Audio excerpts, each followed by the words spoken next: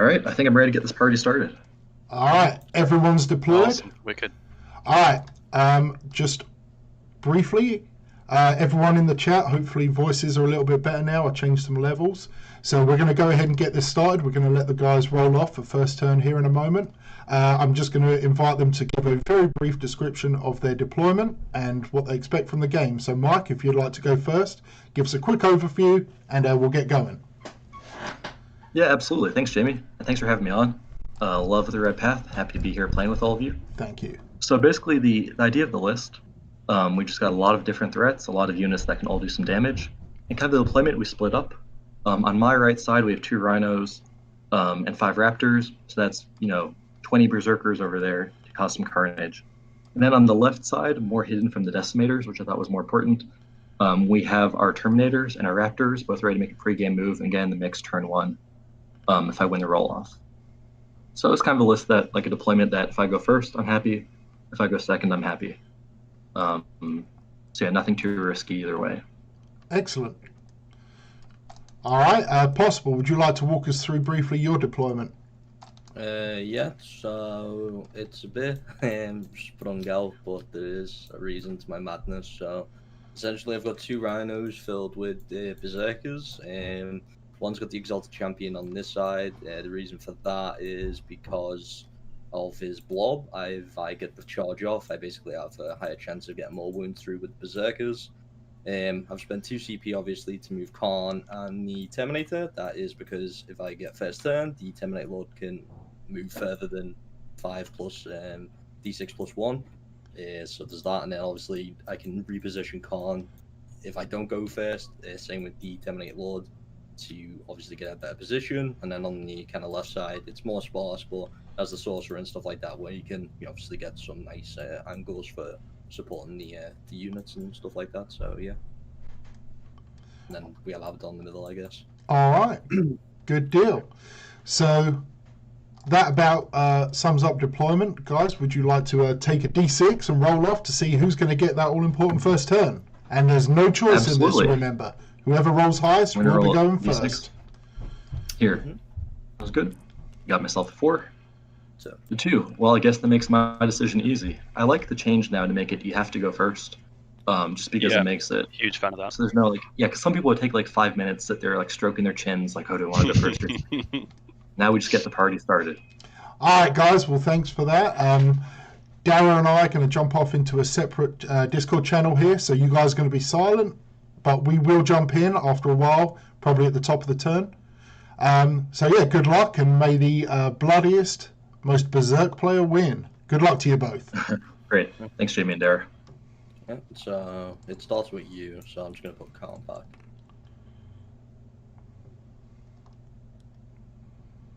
All right, Dara, are you in the Discord channel with me? Yes, here I am, I believe. Excellent. All right.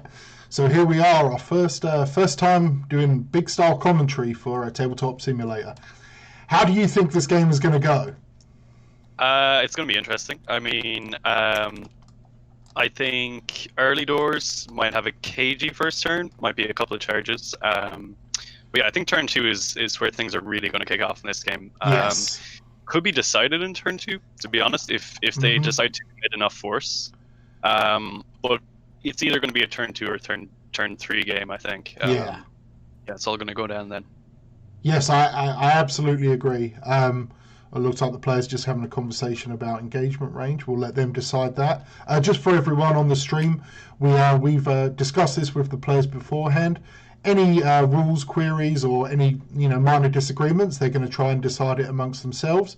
And if there are any issues, they're going to tag one of us, and one of us will jump into their chat and we'll resolve it. If we can't resolve it through an FAQ or big rulebook decision, it will be Dara or myself's decision to be final. But given the spirit of the game and how these 2 players have been very friendly trash talking, I don't think we're going to have any issues.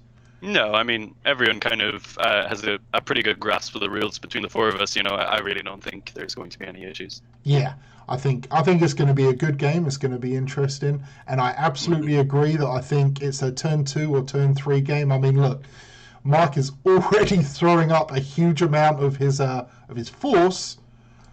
up the table. I know, just for everyone at home, Dara is going to be about 5 to 10 seconds delayed because he's actually commentating via watching the stream, and I'm watching the game live. So sometimes our conversation may seem a little bit disjointed, but that's just the reason, just because of the nature of the beast.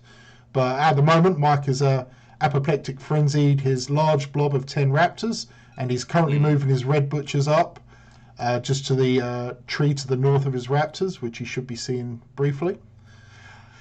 Yeah, so it looks like Mike's going for a big play, straight from the get-go. Yes. He's pushing 2 heavy-hitting units right up the board, which is, it's a good play. Like, those Raptors will be able to get into the thick of it real fast. They could start tying up some resources on Possible side. It's going to be real interesting to see exactly where Mike puts those Raptors. I know they're pretty close to Abaddon. Yes, it does look like, given Mike's first turn, I can't actually use the ruler in game because of my expectation, and I'm also not very good with TTS yet, but I aim to get better. It does look like he's going to have a very, very reasonable turn 1 charge with his Raptors against either Abaddon or the Decimators, and possibly Kharn. But given the distances, and for those at home, so I'm predicting, I don't know, but I'm predicting that these Raptors are going to move straight into the lines here, probably somewhere around this copse of trees. And he's going to have probably a 4 to 6 inch charge against Abaddon or the Decimators. I would imagine he may go for Abaddon and pile in to the Decimators. That way he can try and avoid a heroic intervention from Kharn. But Yeah, we'll I can see. see that happening too. Yeah, Mike's a good player. He's a lot better player than I am, so he may have something completely out of the box here. But I would imagine. Oh no, it looks like he's moved his Raptors. Okay. His Raptors have now shifted behind the wall here. Okay, so Interesting. yeah, Yeah, because I was just thinking, like if he does pile into those Decimators, they're going to be able to shoot them in their next turn. And being assault weapons, they're not going to be -1 to hit when shooting into combat. So that that could potentially lift the squad. So yeah, I can kind of see why maybe he's being a bit more reserved about that. Yeah, definitely. Just a quick note, Dara. Your audio is a little bit crackly, and I don't know if that's on my end or not, but I've just asked in the chat if anyone in the chat could let us know how Dara sounds. Now, for everyone, I'm Jamie with the British accent, and Dara is my co-host here with the Irish accent. But if you could let us know how he's sounding and how I'm sounding, if there's any audio issues with me. Okay, let's... lost view of the action here. So, get a good angle. Okay, so it sounds like there is a bit of a crackle on your end, Dara. That if that's something we can't resolve, we'll deal with it. I think it might be, could be my connection. Okay. I'll just move around my mic and see if that helps it any bit. Okay, sure. Just for those at home, it looks like we've... Mike is moving his rhinos here on the right flank, pushing up to one of the objectives on the center right of the map. His second, looks like he may have advanced that second rhino because it looked like it had a 14-inch move. Yep, it looks like we had a 2-inch roll over here. And looks like he's just rolled a 6 for potentially another advance. On his Raptors, on the small blob of Raptors here. Yep, he is pushing right up hard on the right flank here.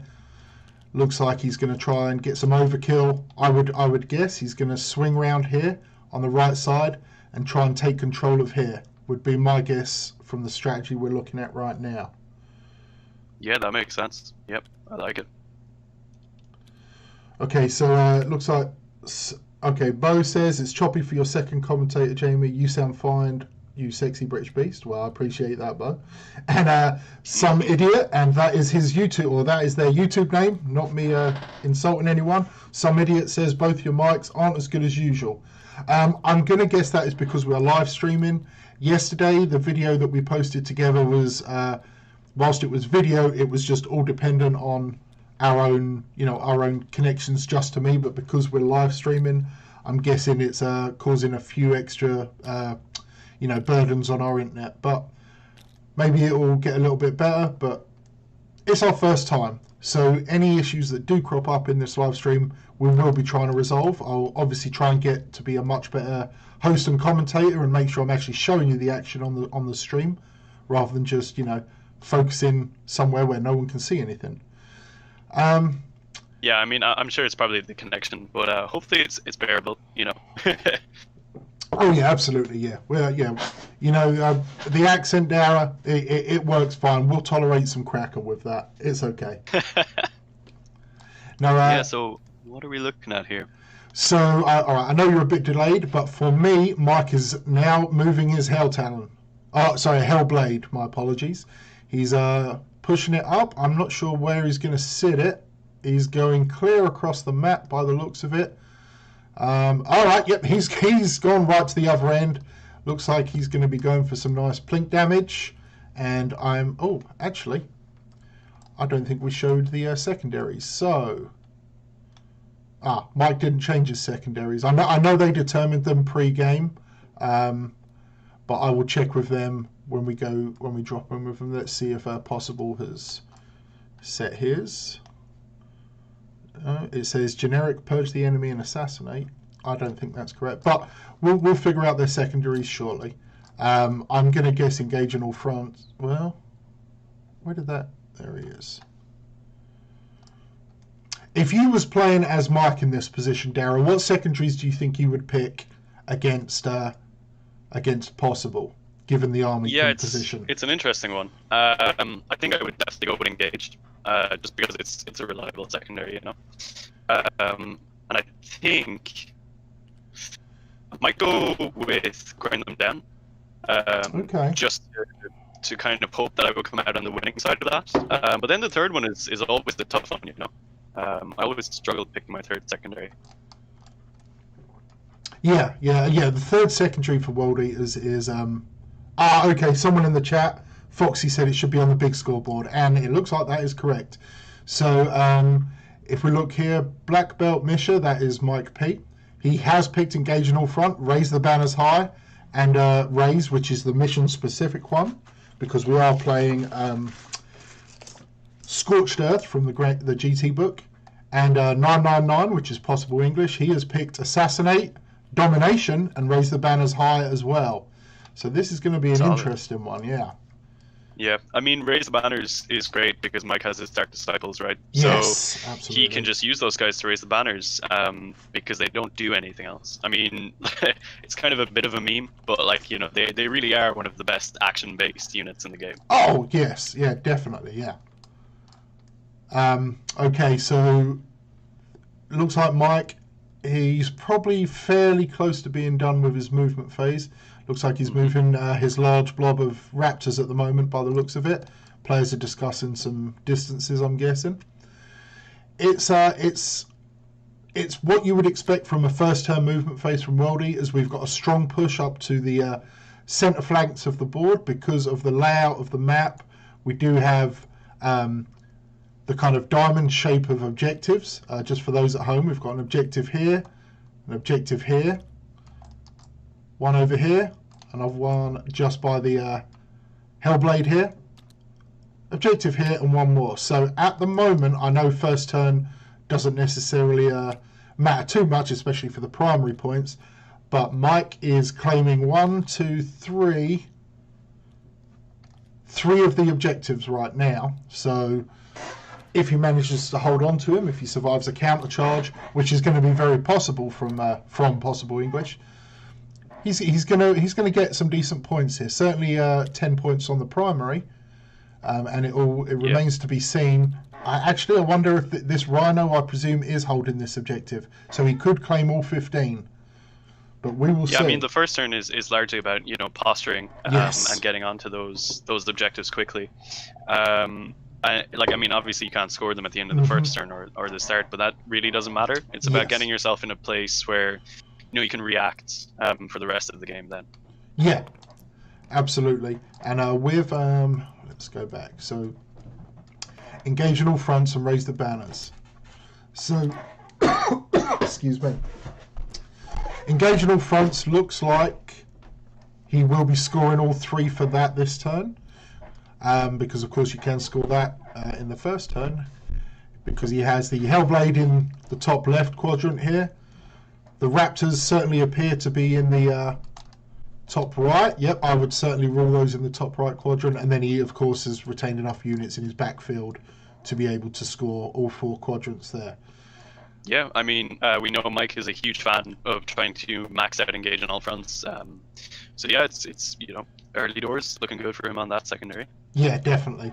And just with the speed available to him, especially with the Hellblade and the Raptors, and of course anything that Apoplectic Frenzy offers you, it's very easy to ratchet up those secondary points early on in the game for a World Eaters player.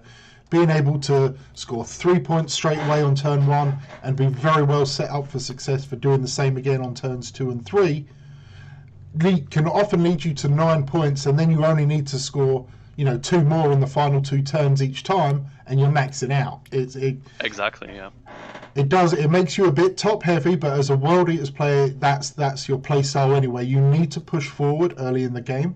You need to take control of the centre field, and it just gels nicely with the way that the scoring works for Engage. For sure, yeah, I totally agree with that. Makes a lot of sense. So given, I'm going to give you about 10 seconds here to catch up on the view that I've got, but looking at the first turn move from Mike, but looking from Possible's perspective here, obviously he's going to be dealing with a very aggressive push. What do you think, after the shooting phase and any potential charges are done with, which I honestly don't think there'll be any charges, what would you do as Possible English here? How would you push forward and deal with the aggressive posturing of Mike? Yeah, so I mean, I can definitely see Possible bringing out one of his units of Berserkers, because with that 3-inch disembark and then their move, it will bring them into range to charge some things. Yeah. If I was Possible, I would probably be prioritizing killing that Hellblade, because as soon as that goes down, it makes scoring Engage a little bit tougher for Mike. Yes.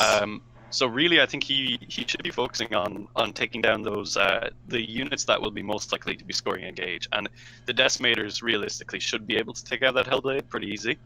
I think that would be key on my list, and if he's feeling an early charge, maybe. I mean, you have to bear in mind that in this game, pretty much anything that charges in is going to survive for 1 turn before it's taken out again. Absolutely. And just to update, it looks like we've had a successful cast of Warp Time from the Word Bearer Sorcerer, and a blob of Raptors is, the big blob of Raptors is pushing right up into Possible's grill. We are definitely going to be seeing something get charged. And at the moment, I would expect it to be a Baden. I understand what he's trying to do there. Just because of the positioning, he's really got no choice but to charge a Baden unless he goes for one of the Decimators and risks several interventions. Totally. He could also, as this wall, it has breachable, so he can also charge straight through that, essentially. And he is allowed to move over models, but not terrain, but because Raptors are infantry, and this wall has the breachable trait, he can move, looks like about 2 inches through there, and another couple inches to be on the other side of the cultists. If that was what he was choosing to do, I'm not sure why. It eliminates a cheap troops unit, but he does have options here, and I'm sure he's got a master plan in his mind at the moment. Yeah, I mean, if I was Mike, I think I would be looking at, getting up in Possible's grill with these Raptors. Like, not necessarily, taking out anything really important, because that's not really what they do. Right. But, if they're there in Possible's turn, he has to deal with them, Yes. Which means keeping at least some resources in his own deployment zone, which you never want to do as world leaders, because you might easily be able to take care of that, but then you're having to move up the board later in the turn. You could be getting shot. It's really not the place you want to be early doors. Absolutely, and with Mike's positioning of the Hellblade here, it is a very, very obvious move block. We've got the copse of trees over here, which is difficult ground. We've got the Hellblade here, so this is really limiting any movement that Possible would like to take into the centre field. Now, of course, his cultists and HQ units here can move through the wall if they were trying to push to the right flank, but these Decimators are very much locked into this position in the next movement phase. He does have Possible will have mobility obviously on his flanks, but Mike has played very strongly here in shutting down the center of the board. And it's possible, I don't know, it's possible that he's just moved the Raptors here as a literal move block, as an almost sacrificial unit. I don't see it, but it's possible. Yeah, I mean, that play with the Hellblade is fantastic, you know, because it ties up more or less the mainstay of the Black Legion force. You know, Yes. You've got the 2 Decimators, and you've got Abaddon locked in this position now, which is, it's perfect, you know. It's restricting their movement, it's keeping their target options limited. It's it's a strong play. It's like one of the things that I really like about the Hellblades is they still have the capacity to do that. I know like move blocking isn't the same as it used to be, but it's definitely still an element of the game, you know, that needs to be considered. Oh yeah, absolutely. And I mean the Decimators, I can't remember, I want to say they have a 10-inch move, but it could be A 9-inch move. 9-inch on the move, okay. Decimators.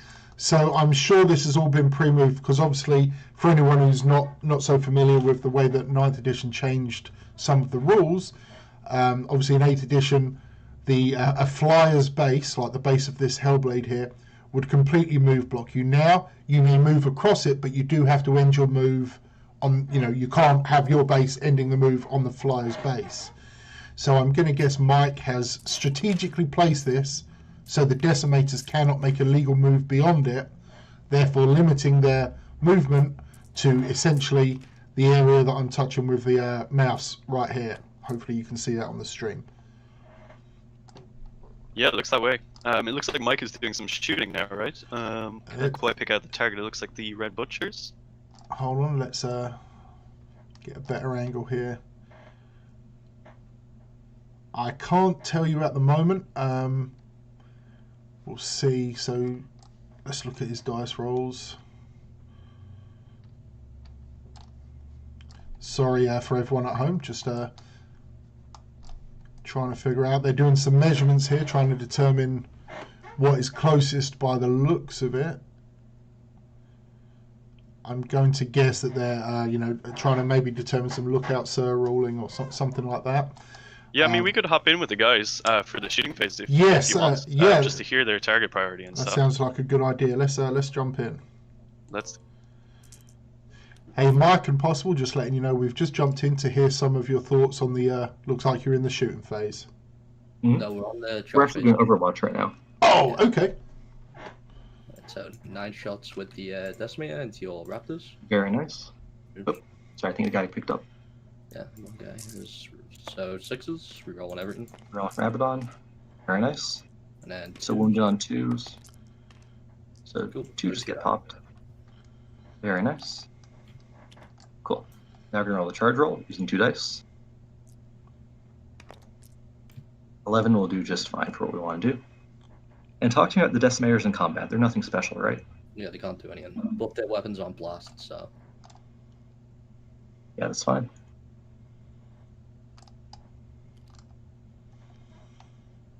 Okay, looks like Here.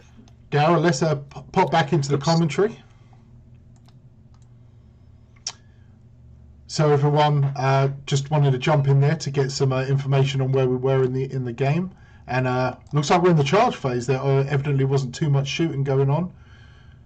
Possible was just doing his Overwatch. Looks like he took out a couple of Raptors, but Mike made a very large charge, and from the looks of it, oh, okay, yep, he's trying to avoid that heroic intervention from Abaddon by the looks of it. But it looks like he's Yeah, that makes charged. sense. Yeah, he's charged both of the Decimators. It's going to be interesting. I wonder if Kharn is going to be in intervention range there. That'll be great. Hard to tell exactly. You definitely don't want Kharn intervening into you anyway. No, you don't want to be messing with Kharn ever, really. He has such a nice time when you let him into combat. Now the question is, can these Raptors take out a Decimator? I wonder. Well, I mean, Decimator is going to be toughness 7. I know it has a demonic 3 up and then a 5 up demonic save, so he could use stratagem. I think is it Wild Fury to get the extra AP. Yeah, that's the one. Force the invuln save. He's going to have a lot of attacks there with the raptors, given the chainswords and hateful assault. It just depends if that's his intention, or if he's just trying to lock them up for a turn. And I wondered it might get prescience off on the raptors, because if he did, and he puts the Debt to the False Emperor on them, you could be looking at Debt to the False Emperor on 5s. Yeah, that could well be it. That sounds like a solid play there. I think it's definitely possible he kills one if he fully commits into it. Yes. Because he has a power fist on the sergeant of these raptors as well, right? So yeah, actually, he definitely can. Yes, yeah, that's true. He did pay for that. Let's see where that champion is. Just trying to. That looks like the champion right there. Okay.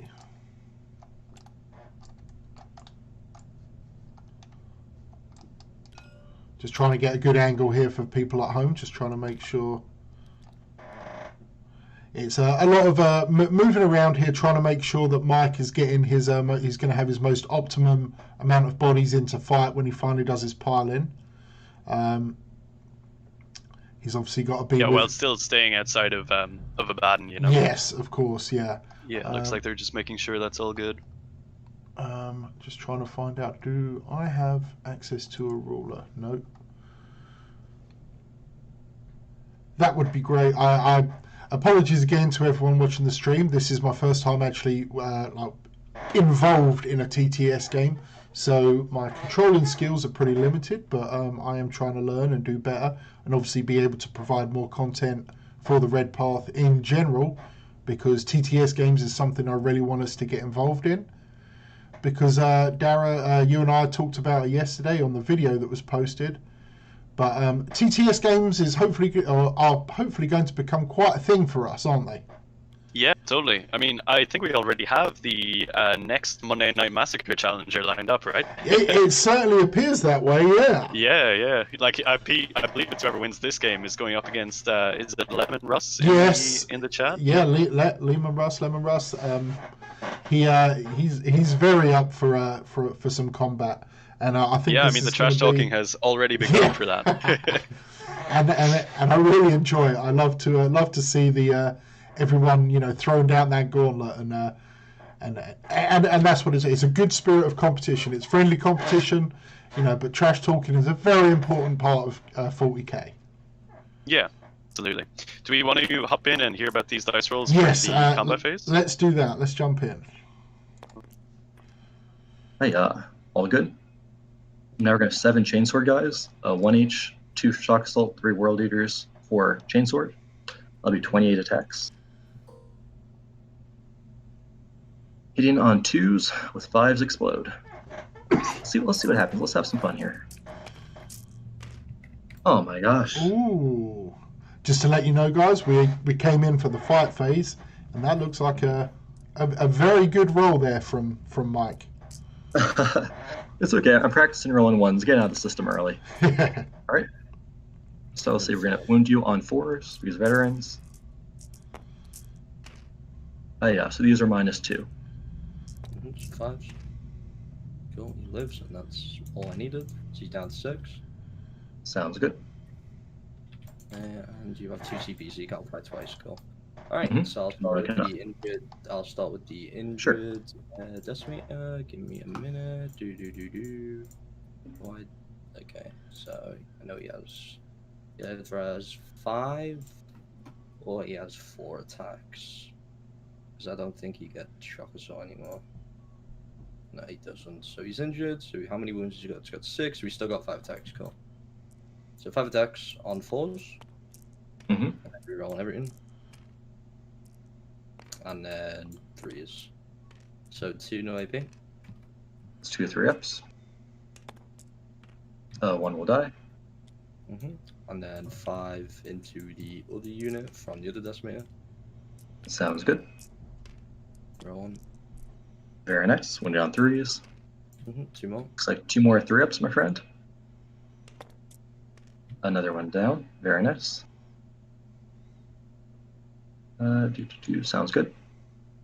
So morale. I think that's. Let me double check this into that. Yeah, I will not be fined twice or anything, so let me do morale quickly. I've lost 4. Their leadership 8. You are within an inch of Abaddon. Did you mean to do that? Yeah, as mentioned, the intent was to stay outside of an inch, so that's fine. Oh, Here's yeah. put back. Mm-hmm. Yeah, that's why I like to declare my intent, just to avoid shenanigans. So I appreciate you pointing that out. We've lost 4. Leadership 8. So on a 5 up, we will run. All right. All good. 5 dice, 1s and 2s.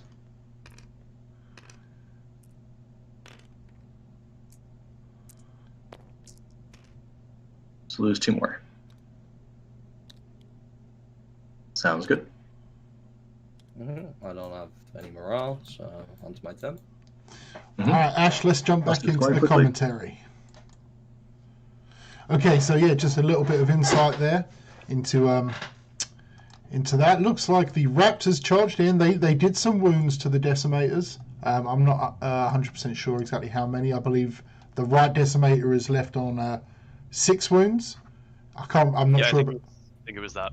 Yeah, and it looks like the Raptors certainly took a beating. They lost a couple of additional Raptors to the morale phase, down to 3, but they're still, most importantly, tying up these Decimators, which prevents them from shooting anything else and really doing much of anything this turn, which is incredible. It's more or less kind of what we predicted, right? Yeah. Where Mike doesn't really care about losing this unit as long as it's alive in Possible's turn for long enough to hold them up. But I worry that Mike has lost so many at this point that one of the Decimators can just clear them off, allowing the other one to just shoot at whatever it wants. Yes. But Yeah, that will be interesting. We'll discuss it with them at the end of the turn. I'm just wondering. I have to assume that both Kharn and Abaddon were out of heroic intervention range at the end of the charge phase, because they were certainly within heroic intervention range at the start of the fight phase. But obviously, that's after an initial pile-in and everything else. yeah, I mean, I would have assumed Mike would have moved around in such a way that it wasn't possible, because like we said, you don't want either of those two combat monsters to be intervening into you. Yeah, of course. Yeah. It would have destroyed the Raptors by themselves. Yeah. Yeah. Oh, yeah. You wouldn't have even needed the Decimators there. Okay, so it looks like we've got Possible is doing his movement phase, moving disembarked. So, that was his Chaos Space Marines have moved up onto the objective on the back left. And his Sorcerer is so far still there. His Rhino has moved up to the centre left from his perspective objective. Of course, still not scoring that at the moment. But we are going to have a nice little battle over here on the left flank for Possible. And what have we got? Okay, so the Red Butchers. Is that the Terminator? No, sorry, this is a Berzerker squad. Have disembarked. Within 3 inches, of course, that's another important. So Knox, to answer your question in the chat, the Raptors used Stoke the Nails and Veterans of the Long War, and they had Prescience on them as well. So you were getting like your 5-ups were exploding into extra hits, and then they were winning the Decimators on. It would have been 4s, I believe. 4 would have been winning them on. Yeah, guys, any questions? Anyone in the chat? Anyone who has any questions about any stratagem use or anything else? Do let us know. We will do our best. Dara is actually keeping a closer eye on the YouTube chat than me, because I'm trying to focus on the table and be aware of that. And Dara, of course, just something comes up, just talk over me, because it's pretty hard figuring out the etiquette of talking whilst you can't actually see each other. Right? Yeah. I mean, it's going pretty well so far. I guess we can jump in with the guys when it gets to their shooting phase, just to hear about their priorities and stuff. But yeah, I mean, so far it's interesting. Possible's push on the left flank, it's ambitious, I would say, because Mike has 2 Rhinos over there. Yes, that's a lot of Berserkers. Of Berserkers. Yeah, and he's also got his squad of Raptors here hidden behind the tree. But depending on how it goes, if the Berserkers come out and both of them were to charge, say, the Rhino to pop it, he's not going to be able to kill the Berserkers inside. He doesn't have the firepower on this flank to blow up the Rhino on his next turn, which is going to leave Possible with a counter charge, and he'll be able to do a 1-for-1 exchange. And it's going to be interesting. I don't know. I'm not discounting Possible's plays yet. Mike is a very strong player. Oh, absolutely. Yeah, he's he made a strong movement phase, but Possible, you know, he knows what he's doing. He knows his rules. He knows his army, and you know, I'm impressed with the play so far. Yeah, I mean, it's really interesting when you have these matchups. You know, be it World Leaders versus Blood Angels versus Harlequins, or versus, you know, the mirror match like we're seeing here. Yeah. Because it's a very elegant sort of choosing of when you want to commit your forces, you know, because you're essentially going to have to guarantee that every unit you commit to a fight, you're going to be trading out that unit in the next turn. So Yes. you really have to weigh up the cost of, if I put these Berserkers into a Rhino, will those Berserkers then die in the next turn, and all they would have achieved was killing a Rhino? Yeah. You know, it's something that's so important when you're fighting combat armies, that like you really need to consider your trades. You need to think about the interrupt all the time. Like that is such a big deal, you know. Okay, we're in the it looks like we just had the psychic phase. Let's jump into the chat, because it looks like we may have just had a smite on those raptors, which is a big brain move, quite frankly. Hey guys, just jumping in. I just want to clarify something. Possible, did you just roll a smite on those raptors? Yeah. Good play. That's we were very interested in how you were going to deal with that problem. Yeah, no, that was a great play by him. Well, mortals on 2s, so 3 mortals. So we're down to 6 wins. Very nice. Second one doesn't have any targets, so we're just going to go into the same thing. 3, 6, 2, 4, so that's 10. Very nice. Yeah, this one's 4's reroll. That reroll is nice. Very nice. And then 2s. One of them didn't roll. Yeah, that's 6. 6 exactly, so we blow up on a 6. That one roll 1 dice, not 2. Nope. Goodbye, buddy. My sorcerer will put his combi bolter into your raptors. Sounds good. So 4 shots, 2 hits, and 2 wounds. No AP. 2 3-ups. Sounds good. So 2 are gonna go. And then the Rhino put its combi bolter in. Sounds good. 3s and 3s. 2 more. 2 3-ups. Oops. Let's try again, buddies. We're good there. They're doing that. They're doing that. I don't really want to shoot these guys that advanced. You do actually have a pretty good bolt gun. So Abdon's just going to shoot into this Chaos Rhino. 4 shots. Sounds good. It'll be -1 to hit, but you don't care too much because you reroll hits. Roll. Very nice.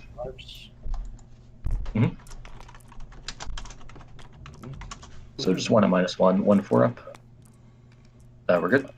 Alright, charge phase. Let's start with this Rhino into this Rhino. Sounds good. Jumping back into the commentator chat, Ash. Okay, so I'm back in the commentary chat here. Ashen should be joining me shortly. Okay, so what did you think of that? The use of smite there, and that was big brain. Yes. You know, that was good. Yeah. Obviously, I know both of us rarely play with psychers. You know, being fans of the World Eaters, so it's maybe not as normal for us to consider psychic powers, but you know, he saw that and he used it, and sure, he got a bit lucky on the dice roll, but hey, that's the game, and you know, that's an impressive move, and that helped him clear that Hellblade out with his decimators, and they're currently in the charge phase. Confirm the kill, you know, for the Hellblade. Sorry. But yeah, like, it's at the end of the day, though, you know, Mike still managed to hold up the decimators in terms of their movement and abaddon. That could be key, you know, in the next turn. Oh, absolutely, yeah. Sorry, I'm just a question there from David. So in relation to the Hellblade, the main advantage over the Helldrake, the reduced cost is a big factor, but I would say the main factor is its reliability. So its firepower is a lot more reliable than the Helldrake.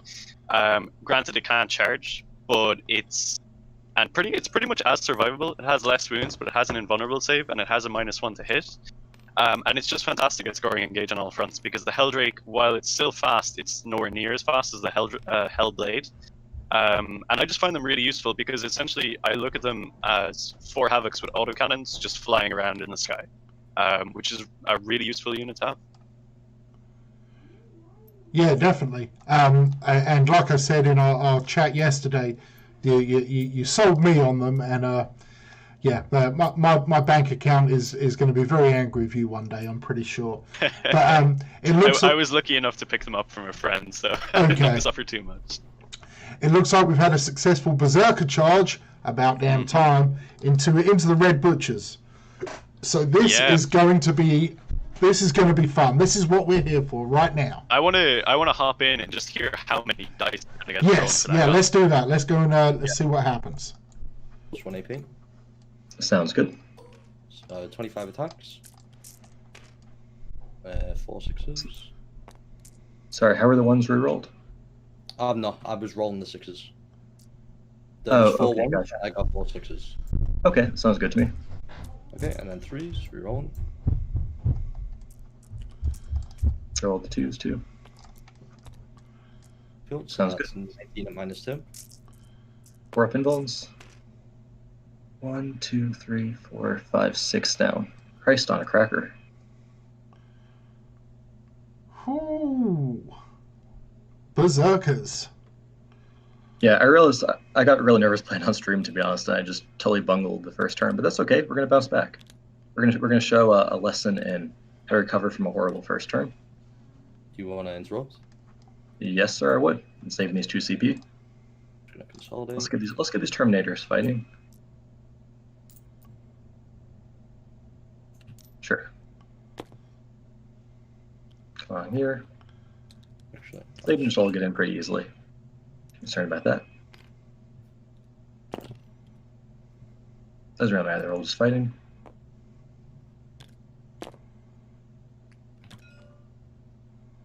Cool. So we're gonna have the champion with his fist. We'll go first. He's gonna have 3 attack space, 4 because shock assault. So we're gonna go ahead. We're gonna go with his power fist. Actually, let's go ahead and use the lightning claw. Actually, no, he doesn't have lightning claw. Never mind. So we're gonna go ahead. Hitting on 4s. All right, one of those games. Wounding on 2s. All right. The other guys are going to have 4 attacks each. Mhm.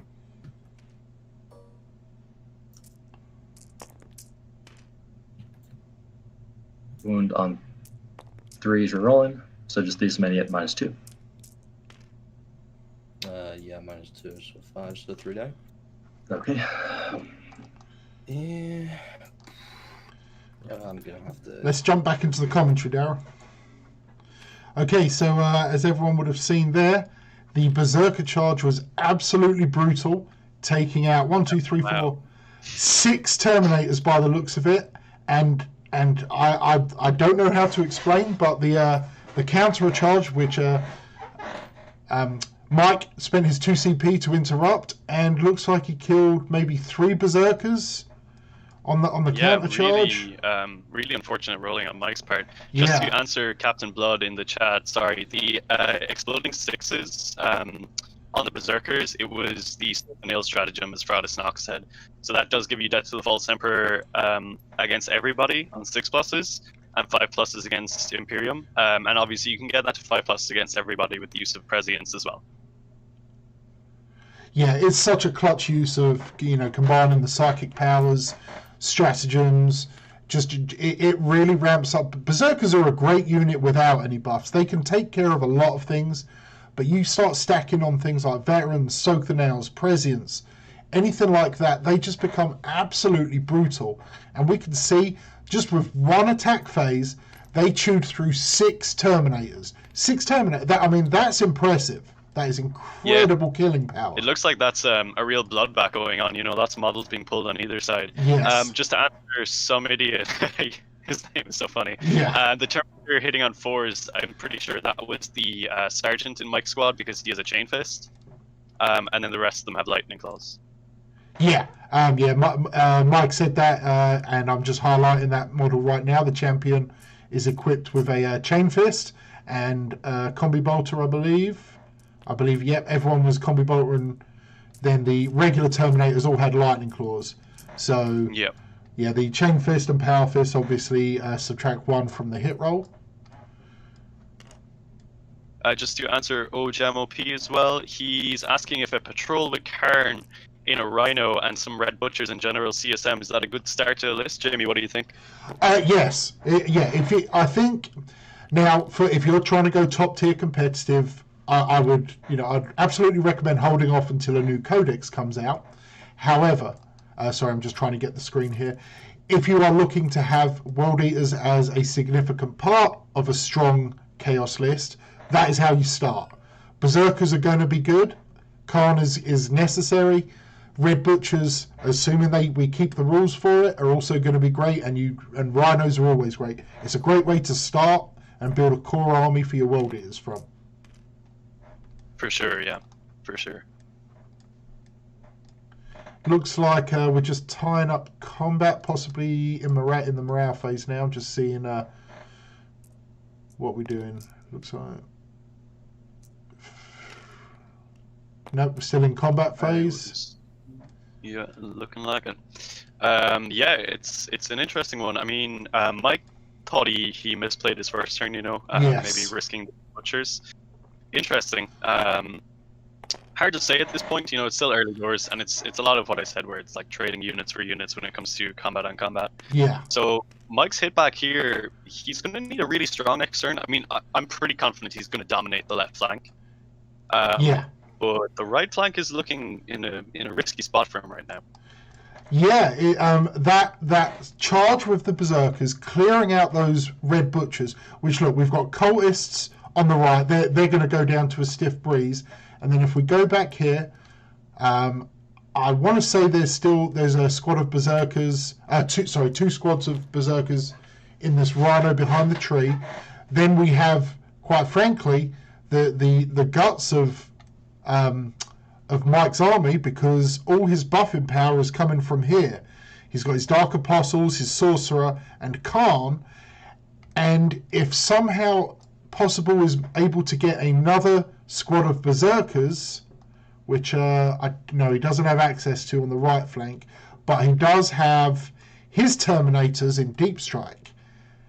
So It's possible he can bring his Terminators down and get a pretty decent, a 9-inch charge, but he does have more pressure to apply to this right flank, but we'll have to see where he applies that.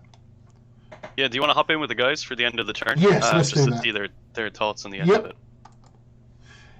Hey guys, commentary is back in the table chat. Mm-hmm. Sounds good. So go ahead. No, I was just going to say, so where are we at in the turn here? So we just ended turn 1, and we're at the start of turn 2. After me playing a truly horrendous first turn, and Possible capitalizing on mistakes, and we're about to start my movement phase. Or I guess we have to do the litanies. Let's go ahead and do a little 5 of Invuln litany, which doesn't make much of a difference, but might later. That fails, alright. And then the -1 hit litany, which will just be on on ourselves, doesn't really matter. All good. And that bad boy does go off. Okay. Now we're going to go on to the movement phase. And we're going to go ahead and we're going to have these raptors over here. Hop back to commentary there, Jamie. Yep. Okay, so it looks like Mike is... he did mention earlier, he had a bad first turn, which I'll agree with. The dice did not agree with him very well, but he's gonna give us a lesson in how to come back from a position like that. And yeah, for sure.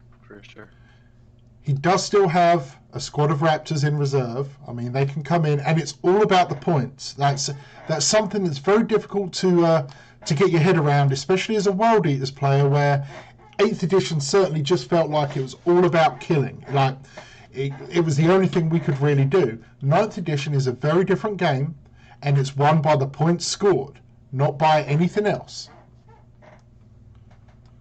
Yeah, absolutely. It's really tough, like you said, to get your head around that, because we were so used to the mindset of 8th where it was basically just wipe your opponent out.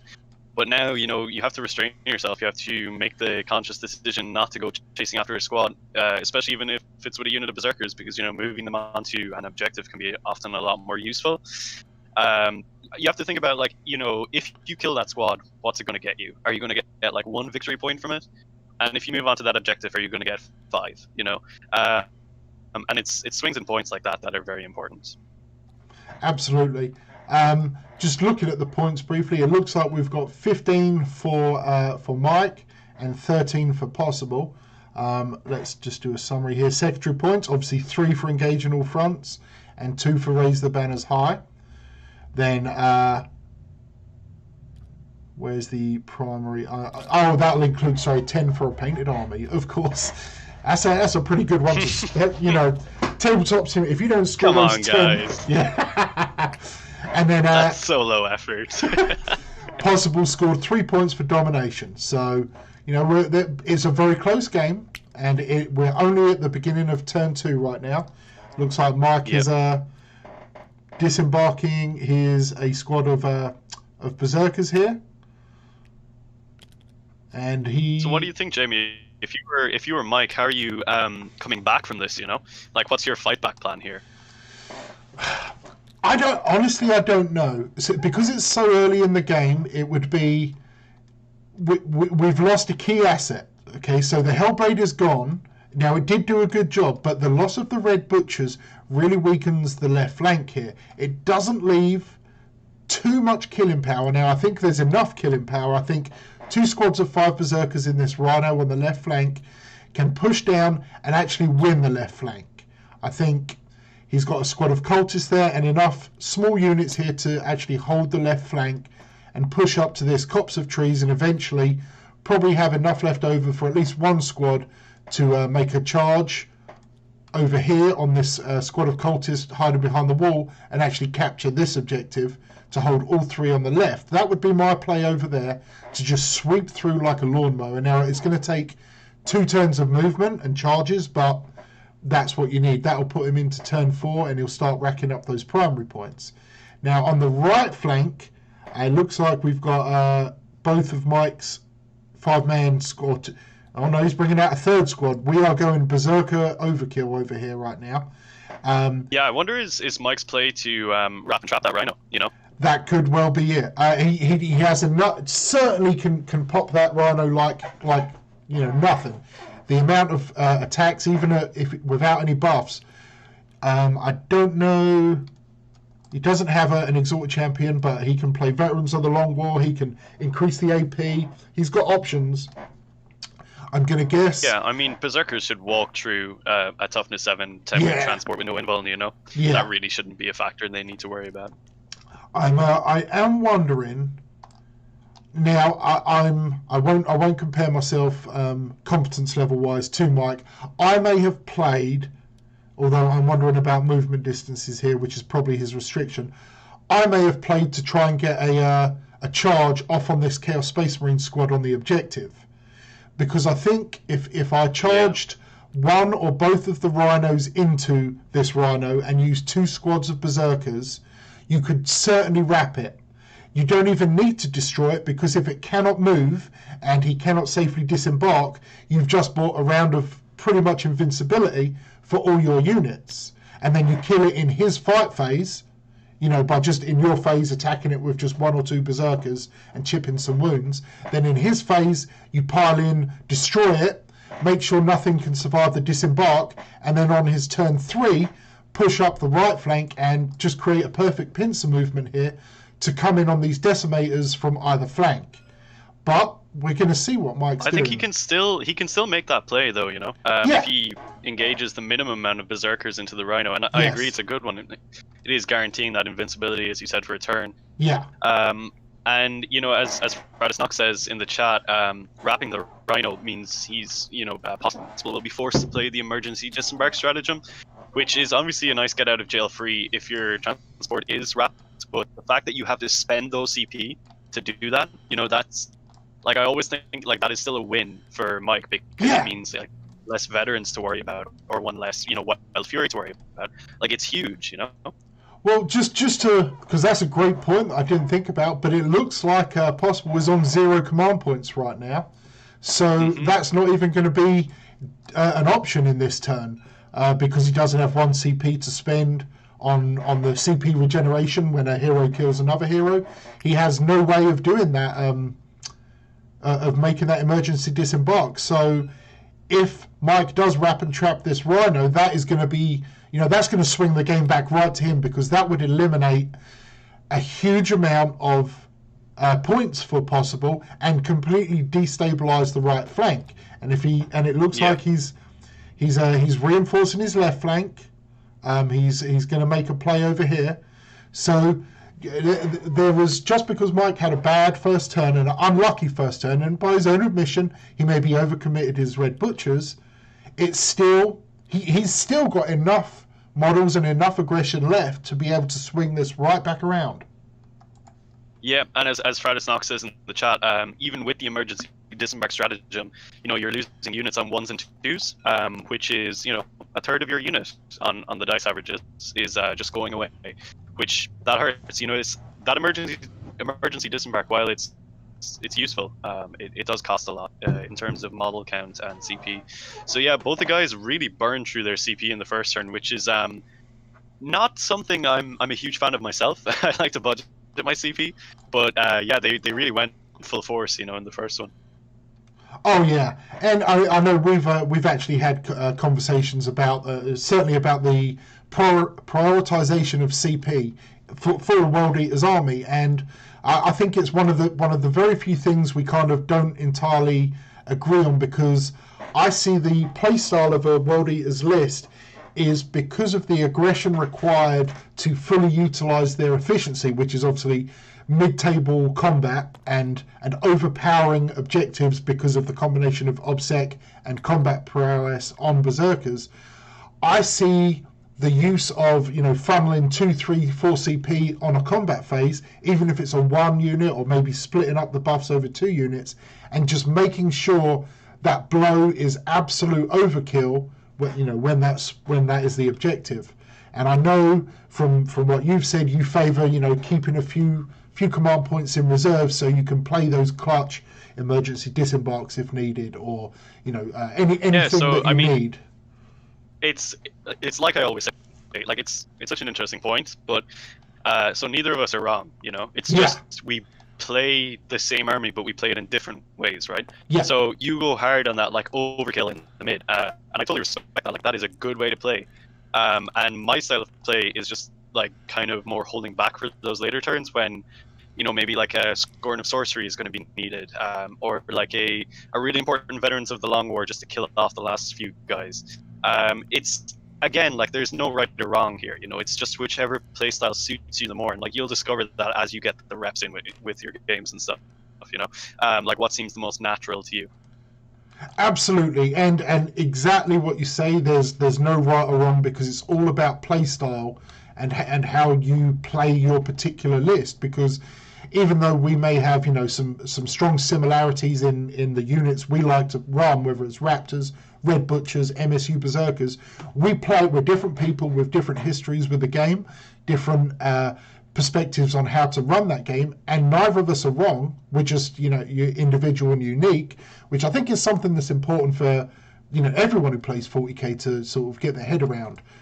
Running a... Yeah, totally. I mean, like the whole perception of net listing and like people playing to the meta and stuff, like it only goes so far. You need to be able to play with an army you're comfortable with yourself, and really push that yourself.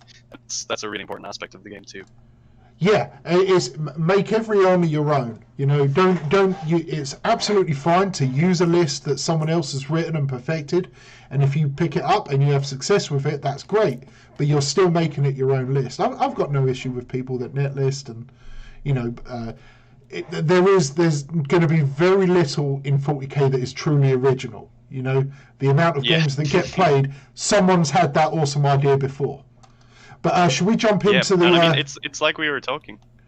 No, go on. Should we jump into the player chat here, and because it looks like we're in the we've got some action going on here with a charge phase potentially. Yeah, let's do it. Hey guys, commentators back in the chat with you. How we looking? Alright. Yeah, it could be better, could be worse. Not the best game of 40k I've ever played, but frankly not the worst. I've played some bad ones before. So, just having fun. And fun is all that matters. So and lots of killing. And lots of killing, yeah. Lots of killing. Well, we're going to go ahead. And we're going to have the Berserkers here. They're all going to charge this Rhino.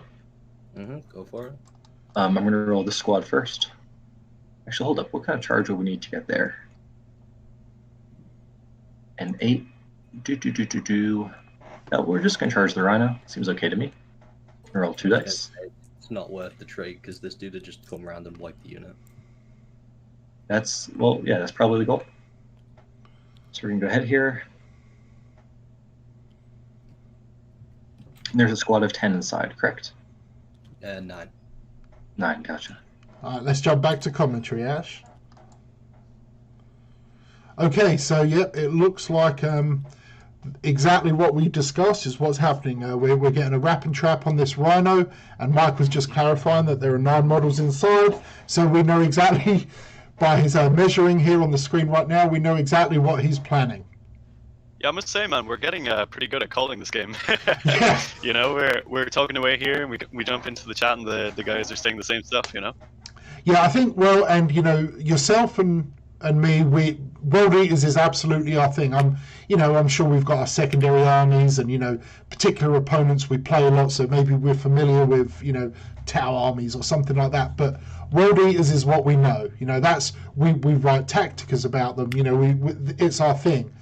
And Mike is a generally strong player. He's got his ITC chops. He's familiar with chaos, but World Eaters, they're not his main army, and I think that is sometimes something that these that especially the very strong players who maybe play 4, 5, 6 armies, they're very good, and they know the rules inside out. They know all the tips and tricks and the shenanigans you can play.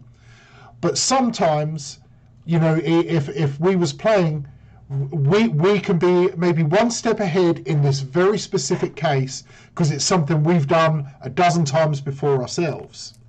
Yeah. It looks like Mike is lining up for that play that we spoke about where he just engages with the bare minimum with the Berserkers in the Rhino. So it does seem like he's going for that play of, keeping that invincibility for the next turn. Yeah, absolutely. And for anyone at home who's maybe not, played much 40k or maybe doesn't even play it at all and just kind of is here for the interest of the stream. So what we're talking about is, as you can see on the screen now, all these Berserkers that are surrounding the Red Rhino. The Red Rhino is actually PossibleEnglish's Rhino. By only tagging this Rhino with 1 or possibly 2 models from his different Berserker squads, he's fulfilling the obligations of the charge phase by having 1 model within an inch of the target of the charge. But that also means when he comes to the fight phase, only models which are legally engaged, that is within an inch of the target, or within half an inch of a friendly model that is within half an inch of the target, will be able to fight. And this is something I myself wrote a tactical on called Underkill. You put only enough models to do some paint scratching damage on a target because you want it to survive. Because what happens is when these Berserkers fail to kill the Rhino, they are not going to be able to be shot at in PossibleEnglish's turn. They can be charged, which they more than likely will be by some of these Raptors and possibly the Marines, but it's the expectation that they will survive that charge, and then in their fight phase, they'll be able to actually pop that Rhino, and if he still has the kind of model placement that he does right here, the 9 Berserkers in the Red Rhino will be unable to legally disembark and will actually be destroyed. So it's a big brain move. It's one of the great plays that World Eaters especially can pull off, and it can be a game swing because then because he begins that fight phase engaged, he will certainly get 1 pile in and 1 consolidate, and depending on the placement of Possible English's movement after the charge phase, he may be able to actually activate his Blood for the Blood God. But that's kind of we'll have to wait and see what happens there for that. Yeah, so just to highlight an even extra layer to Mike's play there, which is obviously fantastic for all the reasons you've highlighted. So something he's done with the back squad of the Berserkers, he's actually moved them back to the objective, because the caveat for the charge phase is that, like, once you roll those 2d6, one guy has to become like engaged with the enemy unit. Right. The other guys can move that distance however much they want.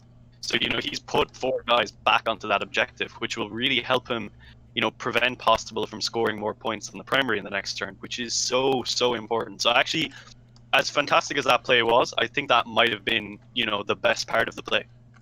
Absolutely, yeah. I completely missed that, but now I see it. We've got the it's yeah, that the way the rule works, the way the charge rule works, it just specifies that the first model you move has to end within an inch of the target of the charge. Every other model, as long as it remains in unit coherency, can move up to the number that was rolled on the dice, plus any modifiers. And that is something we absolutely have to exploit as World Eaters players to make sure we get the most bang for our buck. So just to answer some idiot in the chat, he asks, does every model have to be next to 2 other models? That is only the case when there are 5 or more, when there's 6 or more models in the unit. And all of Mike's Berserker units are 5-man units, so he actually doesn't have to worry about that coherency check. Yep, I was actually counting that earlier, because when you explained the objective movement here, I forgot that Mike was running purely 5-man units, and that is an excellent point, and it's one of the many reasons that running 5 MSU squads with 5 models is absolutely the way to go, certainly for right now, until we get any updates to the codex. I'm actually pretty nervous for Possible now that I'm thinking about it more, because I mean, it's something that Mike himself highlighted when we were chatting over the last couple of weeks. It's one of the scariest parts about World Eaters is when they activate in your own turn, you know? Yes. Because if he uses those 6-inch consolidates on the Berserkers for that stratagem, some of those squads could reach out and touch a lot of Possible's army in the next turn. I'm actually pretty concerned for that flank. I think Mike can really pull it back. Again, this is what we were saying, you know, it's an excellent example of how to fight back when he's had a bad first turn, you know, but he hasn't given up. He's really making an effort to make a high level play here. And the most out of it, you know, he's keeping 3 squads invincible. He's got the potential to move all over the place in Possible's turn, and he's still capping an objective at the same time. You know, he's fulfilling so many different facets of the game at once. Absolutely. This is the sort of thing you expect from a competitive player. Now, all respect to Possible English. He has played this game very well. He has done everything he should have done. I'm sure there's players, you know, who maybe are a little bit more familiar with Decimators than I am, or Black Legion, who may have some slight improvements. But I think Possible English played a very strong first turn. He dealt with the problems that were presented to him, which is what you have to do. He was pushed on a back foot, and he took what was needed, and he pushed Mike right back.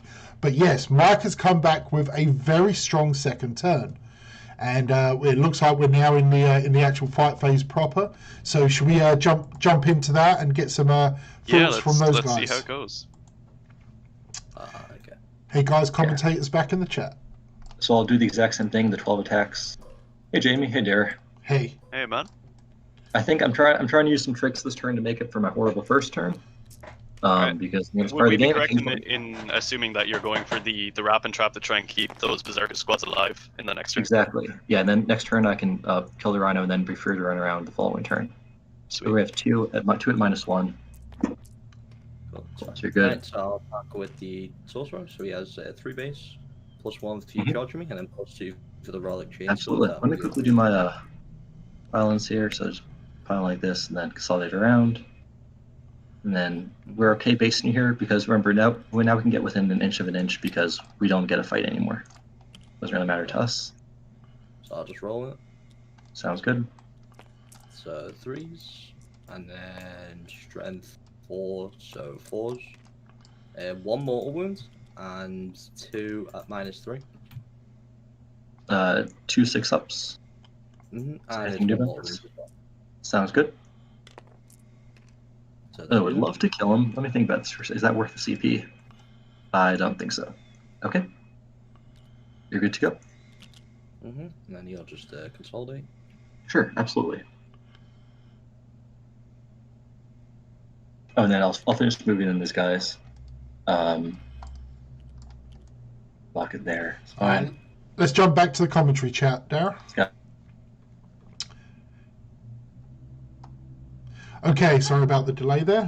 Voice chat disconnected for me briefly. But, yep, so obviously Mike confirmed that's exactly what he's doing. And right now, because he has finished his actual fight phase, he is doing his consolidation to completely wrap this this Rhino, because I'm assuming he's aware that Possible doesn't have any CP right now, as you can see on screen, which means he cannot emergency disembark at the moment. Now, he will gain a CP on the start of his turn, but we'll see how that goes. I mean, I guess he has the capacity to shoot off some berserkers with combi bolter from the Rhino. He could smite them as well. Yeah. It's not impossible to get these guys out. Now, he might still lose a few, of course, but that's not really the crux of the issue. I mean, he's holding up a squad of berserkers for another turn. Like, Mike's play here, from what I'm gathering, seems to be like a denial style game, you know, where Yes. he slows down Possible, which, you know, it doesn't look, you know, very fancy. It doesn't look very pretty or anything. But I can tell you, when you play against that style, it's so frustrating. You know, it gets in your head. It's you have these plans that you want to pull off, and then, you know, you get caught up like this with a unit that you have big plans for in the next turn, and you have to think of solutions around it, which can be difficult to do, you know, on the spot. Absolutely, yeah. When you have those kinds of decisions to make, it forces your thinking pattern away from how you're being proactive into being reactive. And it's actually one of my favourite phrases from Tabletop Tactics. Lawrence Baker, obviously a great player, and it's a great channel. But one of his favourite things to say is to give your opponent difficult decisions. And it's absolutely correct. If you, as a player, can essentially control the thought process of your opponent by putting them in a difficult position where they have no optimum choice, you are winning. You're playing a psychological game that puts them on the back foot. So instead of them thinking, okay, how do I push forward and win this game, they're actually reduced to thinking, okay, how do I salvage something and stop my opponent winning? And that puts you, as the proactive player, in a very strong position. And Mike has swung that round here. We're going to see how the turn plays out, but it looks like he's on the cusp of swinging this.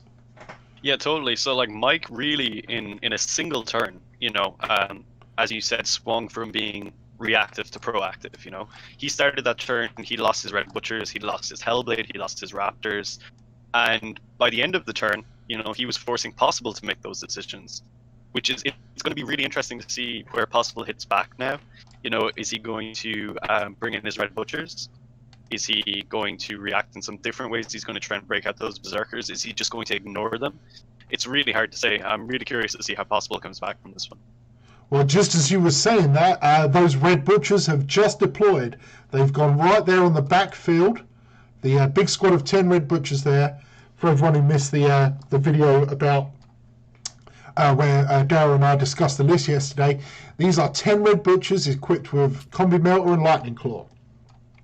And this is an absolute alpha unit. This is, well, it looks like he's maybe changing his mind. He may have just been doing some pre-measuring there, I'm not sure actually. But this squad of Red Butchers, this is going to be an opportunity once Possible actually plays them, is going to be an opportunity for him to swing back.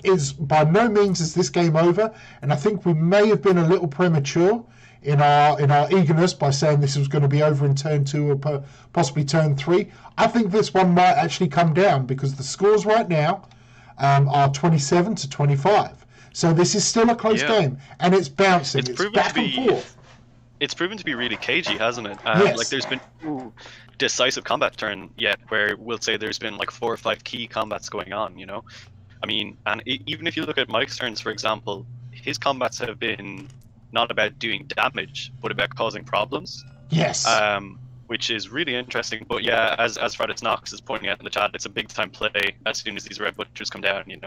It'll be interesting to see if Mike reacts to those with the use of his raptors, which are still in reserve.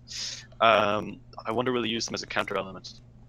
Yeah, we've still got things at play here. So whilst, from a spectator's point of view, and certainly even from our point of view as commentators, it certainly appears that, Possible is on the back foot. But let's not forget, he still has 2 decimators which are essentially fully functioning, because even wounded, Abaddon is giving them full rerolls. Not rerolls to fails, they reroll everything. He can reroll successes if he chooses to.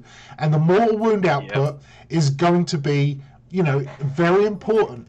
And with that huge blob of red butchers coming down, whatever he shoots at, whatever Possible shoots at, is going to die, like vehicle wise. So if he needs to pop a rhino, he's gonna pop the rhino. Now he may have a big brain play here. I'm not 100% sure, and Dara, you'll have to give me your thoughts. So if the red butchers, if they're legally able to, come down in this top right hand corner here, let's have a look at the line of sight. So try and get a better camera position. If he's 9 inches away, he can play his red butchers here, and with enough line of sight and manipulation, pop this rhino, which I believe still has 10 berserkers in it, I think. And if it does, the way that this is positioned, he will have to deploy some of them potentially closer to those red butchers. So because he has his characters back here, to remain within 3 inches, he'll have to put 1 squad of berserkers here and 1 squad here, which may put that 9-inch charge, which he would by default start at with his red butchers here, could be reduced to a 7 or an 8-inch charge. And then he could that's a fantastic point. I hadn't even considered it, That's a really, really interesting play. Forcing your opponent to deploy closer to you to make those deep strike charges easier. And I think he already has Violent Urgency on his Warlord for that +1 to the charge, and he has the banner on the Terminators. So it's already a reasonably reliable charge. Making it more reliable is obviously, key to success. And realistically, if the Red Butchers come in there and dominate that quarter won't be taken back. Yeah. Mike just doesn't have anything over here that can very easily, sorry for the camera there, very easily destroy 10 Terminators. Now Kharn will chew through a good few of them, no doubt, and the Apostle is no slouch. The Sorcerer and Terminator armor will probably be able to eliminate a couple, but if he gets his charge off right, and if that is a play he does make, he's controlling this quarter, and he is forcing this little blob of HQs. They're suddenly having to deal with Terminators, and that's not a good position to be in.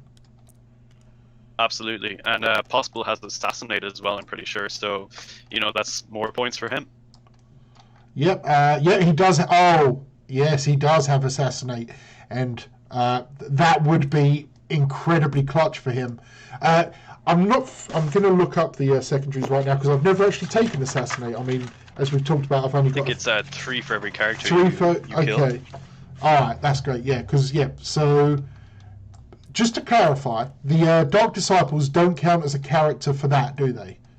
No, they don't count as characters at all. They are untargetable when they are within 2 inches of the Dark Apostle. And that's pretty much all the rules. Okay, right. I just wanted to clarify. So there's 12 points sitting here. So if Possible is thinking about that play, that could be, if the measurements allow, a very strong play. And if he is able, because it is the charge phase, he would have to declare a charge, if he makes this play, on those models as well, but he could clean up some points over there. Yeah, it's one of those gambles, Do you risk the longer charge for a really big point swing? Or do you let them run for another turn, hoping you can nab them afterwards, but still get your guys into combat? It's one of those things you always have to weigh up in mid-game, and it can be tough to think on the spot. Oh yeah, absolutely. Yeah, I was just thinking about that because I've got the luxury of being able to zoom around the board and think, what would I do? If I was on the table, I'd almost guarantee I wouldn't think of that. But, that's the benefit of being able to watch and let other players make those tough decisions. Yeah, I mean, there's such an element of, being a third party just watching a game, because it's like we were talking about being proactive and reactive. When you're watching a game, you are neither proactive nor reactive, so you don't have to think in those mindsets. Exactly. So it's a lot easier for us to, make an intuitive play or a suggestion. But when you're in the heat of the moment, you're trying to think about where you're moving the rest of those units around the board. What you have to deal with. It's a lot harder to see those plays. Yeah. So it looks like we've gone into Possible's turn 2, and he's currently moving, presumably his he just moved his decimator, or no, was that a charge? I think it was a charge. Yeah, I think he took out Mike's Rhino in the middle of the board with the decimator. Yes. Okay. Yeah. Abaddon's up there. Okay. All right. So yeah, should we jump into their chat for a moment and see what's going on? Let's hop in. Commentators in the chat, guys. Sorry, what was that? Commentators in the chat, just letting you know. Hey, everyone. And yeah, I can't interrupt, so you just got to go ahead. Yep, sure. Until champion, so 4s. And then 2s. Sorry, who was this from? This is the Exalted Champion. Sounds good. So 3 at -3. So 3 6-ups. Very nice. We will lose 3. That's fine. Want to keep the guys on the objective. Yeah, I think that sounds correct. Oh, I need to leave the champion. That's the issue. Dude, that's fine. Cool. And you get to go next with the vehicle? I'm going with the decimator. Sounds good. Yeah, absolutely. Go for it. So I'll have 5 attacks, I think. 2 hits. And none. Good talk. And then Abaddon. I'll do Drachian first, so he gets d6 extra. So he gets 6 extra. Sounds So I'll good. just use Drachian. Ooh, very nice. Actually, no, I won't use Drachian just yet. I'll use a 6 attacks base. Well, yeah, 6 base, then +1 for charging, so I'm going to use the Talons of Horrors first. Sounds good. Drachian's basically like... Yeah, you're probably going to pick them up anyway, so I wouldn't be stressed about this if I were you. I think they're very dead. -4. Well, Talons of Horrors. All right, let's jump back into commentary. -3. So this is... So hopefully everyone there saw. We had a bit of a whiff on the combat over here. It looks like some Berserkers have suffered from, I would assume... we've got an Exalted Champion in there. Is that Possible's? That's PossibleEnglish's Exalted Champion. Looks like they've taken out a few of the Berserkers. And Abaddon just walked straight in and cleaned up the central squad of infantry that was there. Presumably another Berserker squad by the looks of it. Yeah, so Possible making big cleanup plays in this turn. It's interesting because it looks like the board is being split in half, so like Mike looks like he's going to take command of the left flank, and Possible looks like he's going to take command of the right. And it's going to be down to the deep striking elements, what they do. Absolutely, and obviously Possible chose to withhold his Terminators. Now he will have to obviously bring them in the next turn, but that is also could be a great play, because that after the weaknesses that are applied to Mike's army, we've got a lot of casualties at this point. CP is now at that point where people are relying on that 1 CP per turn. So those big plays with huge sinks of command points to buff up the Berserkers, they're not going to be easy to pull off now. So those Red Butchers, if they come in and they do what they need to do, Mike is going to have a tough time being able to deal with them, because the Decimators are now free to walk around and pour out those mortal wounds. We have a game on our hands. We really have a game on our hands. I think Mike has a lot of threats that he needs to deal with in the next turn. And I wonder, does he have the resources to deal with all of them in a way that he wants? And it's, I actually really like the play that Possible made holding off on the Red Butchers, because it means that Mike will have to, he's forced to deploy his Raptors in the next turn, which means there's no unknown element for Possible when it comes to deploying his Red Butchers. Yes. That's where everything is going to be. He knows he doesn't have to worry about a counter charge or something. So there's no unknowns left for him, it's really interesting. Yeah, absolutely. And we're presumably getting close to where Mike will be initiating his combat in Possible's turn, to potentially destroy this rhino. So we've got some dice rolling going on. Yeah, I'm pretty sure Mike said he had no CP, which is going to make the 6-inch consolidate not possible. I'm not positive. He's got one. He has one CP. Okay, he's probably saving it for that. Yeah. So, yep, he's just pulling off his pile-in move. Just making sure he is Yeah, will we hop in and see how he's going to talk us through that? Let's go for it. Commentators. It's fine. So we're going to go ahead now. We're going to have 4 guys. That's 12 attacks. 3s and then 5s.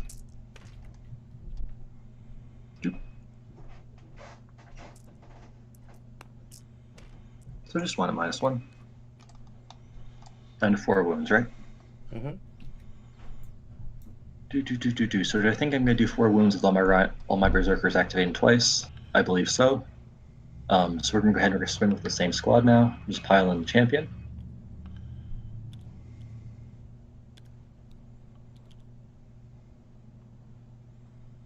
So the champion, he's going to have 3 attacks with Lightning Claw is 4. And then 1 chainsword next. So I'm going to do the Lightning Claws first. Hitting on 3s. Wounding on 5s, you're rolling.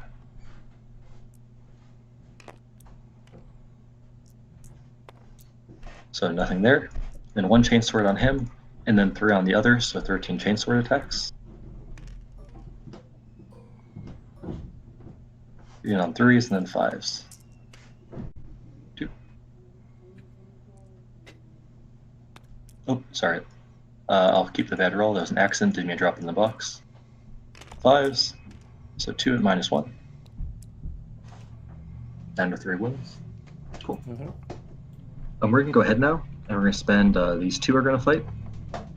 And they're going to come along, and we're going to have, do I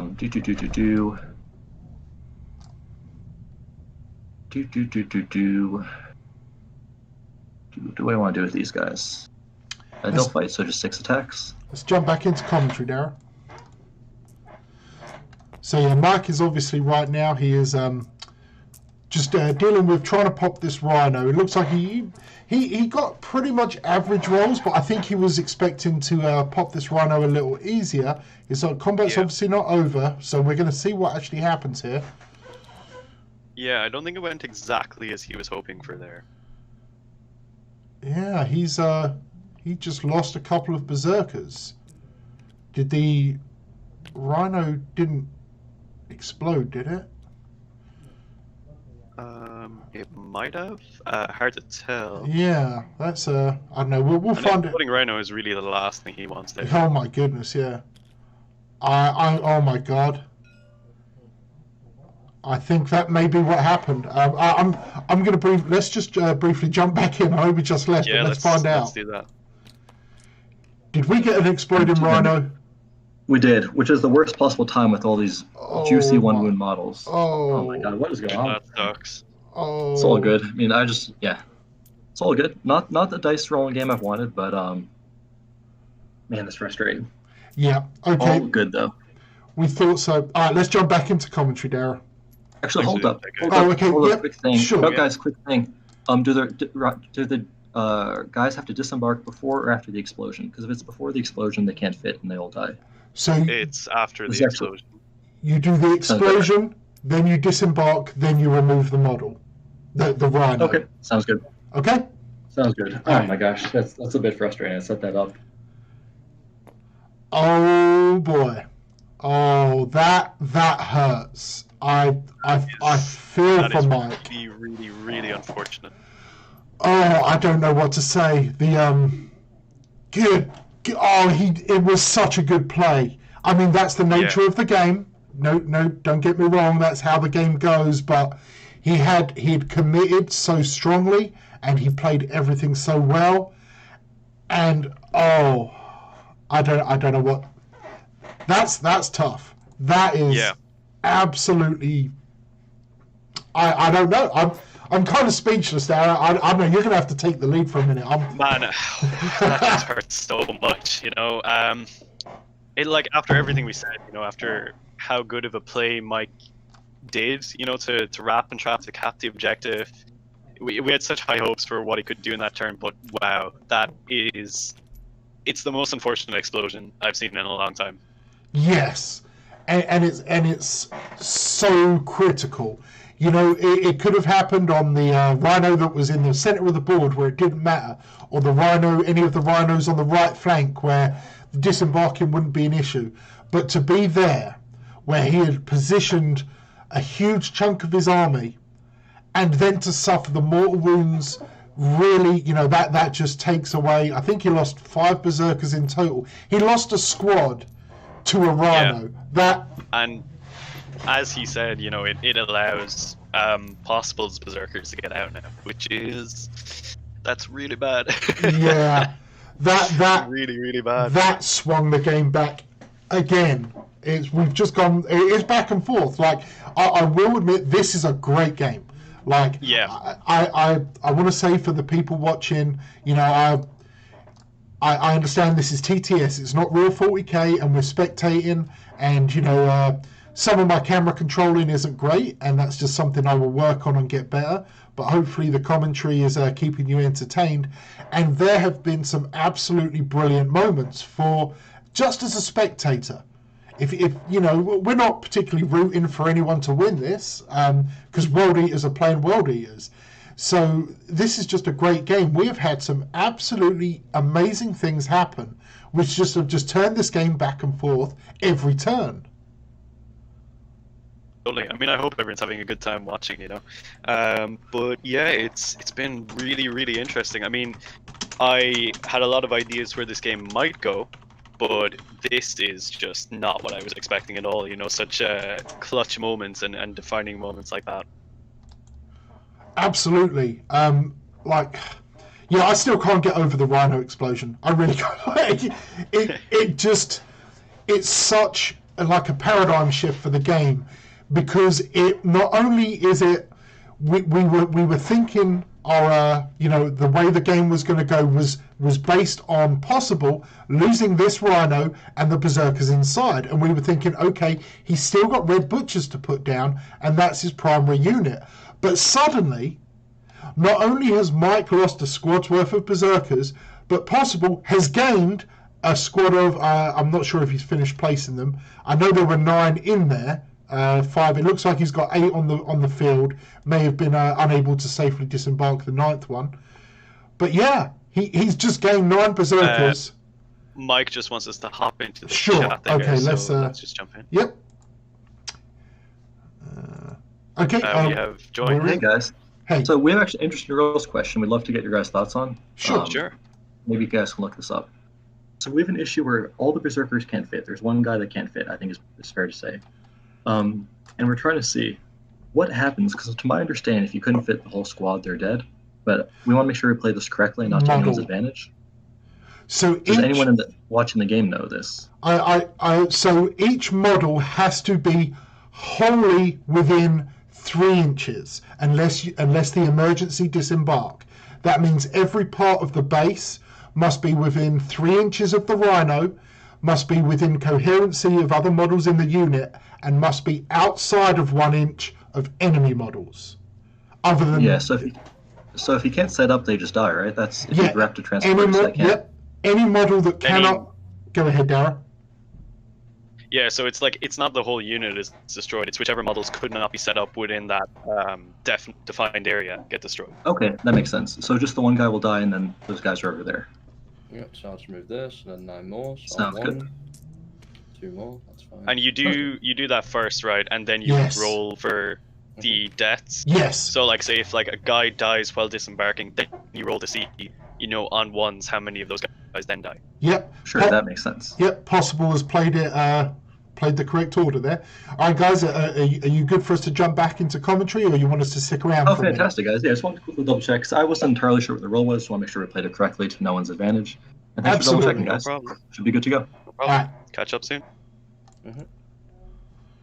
So there we have it. Let's see how many we've got here. 1, 2, 3. He's still got a squad of 6 berserkers, and that means that Mike's berserkers are probably dead. I'm going to say it. The charge phase will allow those berserkers to finish off them, and then he's just got that. Well, it's Rhino. Mike's turn next, right? So I imagine Mike will clean up No, those guys. we are in Mike's turn, right? Was that not Possible's turn, and then Mike was wrapped in the combat, and then he fought back? Let's check here. Where does it say active turn? I'm trying to figure out TTS. It could be okay. You may be right there. Yeah, I think you're right. Yeah, because I think it was, he wrapped in his own turn, and then with the intention of killing the Rhino and Possible's right, turn. okay, yeah. Obviously, the Rhino explosion, is yep, you are correct. Untold amount of problems. Yeah. Okay. So, all right. So that Berzerker squad, yeah, 3 because of the nature of power armor and single wounds. We've still got 6 Berzerkers. Mike should very confidently be able to take out that Berzerker squad. It does hold him back a turn from doing what he probably wanted to originally do, but at the moment, if he plays it right and has a bit of luck, he can actually clear all these units here and still hold, with a bit of luck, at least 2 of the 3 objectives on the left flank. Now, he may have to deal with a Baden, and that's going to be tough, but we'll see what happens, with Possible's decisions. Yeah, I think the play here for Mike is probably just trying to put distance between himself and the main force for Possible. Because at this point, he's not going to table Possible. Like, that Rhino explosion probably is a game-defining moment, as Radisnock said in a lot of senses, because while he will obviously very easily be able to deal with the Berserkers that got out of that Rhino, he has to deal with them, Like, those are forces that he was planning on committing elsewhere. As you said, he's also 5 Berserkers down himself. Like, that is a swing. If you're looking at Berserkers as a means of currency, that's like a 14 Berserker swing. Yeah, absolutely, yeah. Just the weight of attacks that they put out. Game defining is correct. If you said, Freitas said that in the chat. Yep, game defining. So, it's the biggest moment of the game so far, and we've had some big moments. But, so for me, my play would be, because this Mike's Rhino has to be empty. Oh, are we in? No, we're not in Possible's turn just yet, are we? We'd be moving into Mike's turn. Okay, yeah. I would say it's probably his turn now. Just trying to get a feel for it. I don't want to keep disturbing the players, especially while they're doing their movement measurements and stuff, because he's figuring out where everything is. I would guess that Mike is going to move his topmost Berserker squad to be able to clear out Possible's larger Berserker squad, and move his southern squad here that I'm highlighting on the map down to about here, so he can try and charge these Marines. That would be my play. I don't know if it would be Mike's play. It's going to be interesting.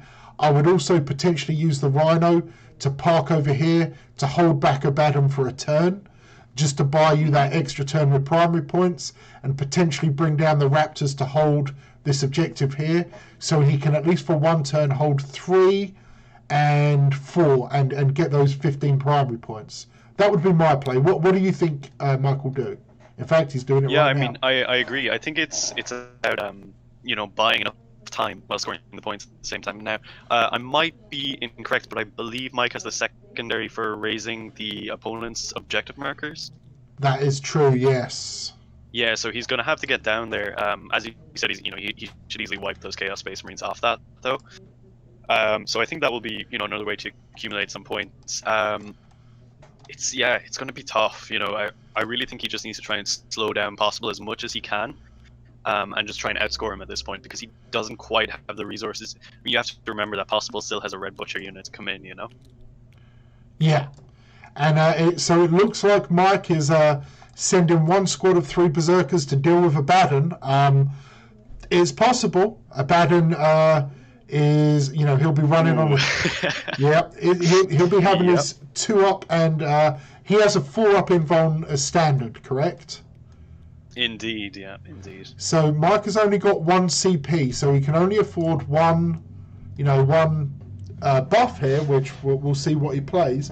But he's moving his Rhino to hold this central left flank. Excuse me, and he's got problems to resolve. But if anyone can do it, I'm pretty confident Mike can. What are you using that CP for, Jamie, if you're in that position? Oh, that's a good one. So against Abaddon, so I just want to clarify, Abaddon obviously is 2-up with a 4-up in Von. He is toughness 5, I believe, and I think he's so, yeah. 6 or 8 wounds. I can't remember. I've never actually played with him, as phenomenal of a model he is. So if I'm charging with Berserkers, I'm already going to be wounding him on 3s, short of any shenanigans that are available, which I'm not aware of, because I will be strength 6 with my axes. So I would probably be trying to push the invuln and get and force him to make 50% of his saves. That is probably the play I would do. Now, of course, I'd be asking my opponent, have you got access to a Feel No Pain? Have you forced a 3-up invul on him? This is based on the information I've got at hand right now. How would you deal with Abaddon in this situation? I think I would actually probably use it for Veterans of the Long War. Okay. I definitely see where you're going for pushing that save, but Mike's champion has a Lightning Claw. And I think if you're looking for max efficiency from that squad, like a Lightning Claw having extra AP is not going to push the invuln any further. 100%. But if you have Veterans on everyone, they're all wounding on 2s. So it affects everyone in the unit as opposed to just the axes. Now, obviously, off the top of my head, I don't know mathematically which one is better. No, you're 100% at a quick glance, correct. I think so. You are correct. I forgot about the Lightning Claw. In one of the videos I posted about how to use stratagems, actually, you just basically repeated what I was trying to teach everyone else, because, it's about... Essentially, most stratagems and buffs come down to influencing a dice roll by 17%. We bump it up for 1 level or down 1 level. And you're absolutely correct that those forcing the AP is good, but because the Lightning Claw isn't benefiting from it, it's not as good as Veterans of the Long War. So the biggest bump statistically is to increase the amount of wounds in the first place, which does, have a slight debuff on the Lightning Claw, because obviously a Lightning Claw is more efficient the lower the wound potential. But yes, the balance, you're 100%. Vets is the correct play there. Out of that, go ahead. Yeah, it's interesting because in a way, like Berserkers are really well tooled to actually deal with Abaddon. Because obviously Abaddon, I can't remember if he reduces damage by 1 or halves damage. I think he halves damage. Halves it, yes. But obviously, you're drowning him in your damage 1 attacks. And you are going to get those 2 activations before Abaddon will fight you, because I'm pretty sure Possible does not have any CP left to interrupt. So I would say with Veterans, I am confident that they can take out Abaddon. Yep. You know what? I would certainly consider that. Let me think here. So, without you're correct. Possible can't interrupt. So, the champion with where is he? He has the Lightning Claw. So he's running 3, 4, 5, 6, 11 attacks on the charge, because there'll be no interrupt. Of course, he may stagger those to ensure he gets his best pile-ins and consolidates. But 11 attacks hitting on 3s. So that's, 7, potentially 8 hits. Then he's going to be, if he's got Veterans, he'll be wounding on 3s, re-rolling. He's going to get probably 8 wounds forcing the invuln. He should do about 4 damage with the Lightning Claw alone. Then you throw in all those... I think you are correct. Assuming there's no additional buffs on Abaddon right now, I don't know how his prayers have been going and stuff like that. We'll find out at the top of the turn here when we jump in the channel again. And obviously, if Mike Sorcerer can cast Prescience on them, it's all these like small little buffs that it's going to be really close. I think as to whether Abaddon gets taken down or not. Let's just wait and see how Mike's dice go. Yeah, and just for the consistency here, the Raptors have gone down on that back objective. It's the play I would have made. It looks like it's possible he may be considering a charge. I think if I was him, I think the position of models meant the Rhino couldn't really go where he wanted. He may charge the Raptors first to eat Overwatch. Or no, it won't actually have to because there's no CP to do the Overwatch. True. So yeah, True. that would be, because if I'm running 3 Berserkers, I do not want Overwatch against them, even from a combi bolter, because Abaddon being able to re-roll hits with his combi bolter, even for Overwatch, but obviously he won't be playing it because he doesn't have the CP. But yeah, but I mean, you're totally right though, because you really, especially at this stage of the game, you don't want to be losing, a Berserker who can kick out so many attacks to the bolter that got lucky, Yeah. And again, this is really highlighting the issue with one wound Marines at the minute. Yeah. The Rhino explosion really epitomized that though, because oh, absolutely, you would have lost half that number, if we were on the 2 wounds. So yeah, that really, really hurt. Yeah. Oh well, so lost 5 Marines, he would have lost 2 Marines. Exactly. Yeah. That's huge. If even, right? Because if it's divided amongst the units, you'd have to be rolling 2 on the damage dice. Yeah, that's true. Yeah. So, that is a huge thing. Now, of course, explosions are few and far between, but as highlighted by this game, when they happen, they can be absolutely critical, game-changing critical. So, those 2 Marines, the 2 wounds are going to make a huge difference for us. Do you think that explosions feel more relevant in 9th now with the ability that you can't re-roll them? It seems like they seem to be a lot more important, probably because all the times they would have been important in 8th, you probably just CP re-rolled it, right? Yes, I think you're 100% correct. I think the way 9th is designed, and let me say this, I love 9th 100 times. I loved 8th, but 9th I just think blows 8th out of the water, especially playing a combat army. The smaller battlefields, the more, although we don't have a defined way of setting up terrain, we do have a guideline, which is more than we've had from Games Workshop in a long time. So having these avenues which forces people closer, it's making the explosions more impactful, not necessarily more frequent, because I think the number of vehicles we take is about the same, but when they do blow, we're having moments like this, and it's making us remember them. And we're kind of getting a bit of a Bader-Meinhof effect going off, and every explosion is mattering, and of course not being able to reroll, which we absolutely did. It's made a big change, and we need to think about that now. We need to really think that every time we kill a vehicle, because a combat army wraps and traps, we've got a 17% chance of losing models. That's a lot bigger when you say 17% than a 6 on a dice. Yeah, for real, right? Just as somebody had asked in the chat again, so you can't actually reroll explosions before. The CP reroll stratagem has changed quite a bit. It just limits basically what you can actually CP reroll, and if it's a case of 2d6 that you're CP rerolling, often you'll have to roll both of them. So things like explosions and if you're rolling for demon weapons and stuff, you can't re-roll those anymore, which is interesting because if those rules exist in the first place, it's kind of boring when you just overrule them with a CP anyway. I absolutely agree. Yeah, but this is still at the crux of 40k. It is a dice game. It's a random chance game, and as much as we hate it when those 1 in 6 chance things happen and completely destabilize the way they play or the way we play, regardless, if we are playing the top table at the LVO, we are still playing with plastic toy soldiers. We are still telling a story. We want painted models on the board that just looks damn cool. And that explosion, as much as we hate it, it's telling a story on the table. And you know what? I don't want to get into real life too much, but we are simulating warfare, and things that you don't like happen.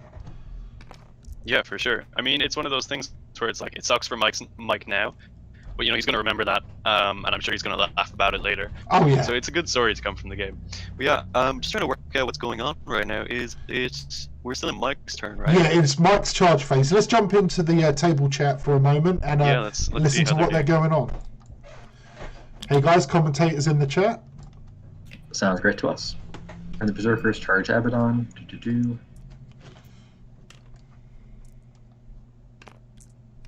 A 7 is just fine. So we're not going to touch him. Just want to pile them all touching the train in a bit. Oh, sorry, he's getting in the gap over there. Just, you guys going on. We're just going to pile in a sec 3 inches that way. And that is that. On to the shooting phase. Or excuse me, what am I talking about shooting phase? You have no CP to interrupt, so that's good. That's what I would done, because I can't interrupt. We'll see what happens there. We're spending 1 CP on these raptors. Oh, he is T5. It might have been a mistake. Well, we'll do some wounds. We'll see what happens. When we do, I'm going to start off with these. We're not going to touch the CP yet. We're going to have these 3 Berzerkers on the charge. So what does the champion have? He has a Lightning Claw. So we'll do him first. He will have 3 attack space, 4 Shock Assault, 5 World Ears, 6 with the Claw.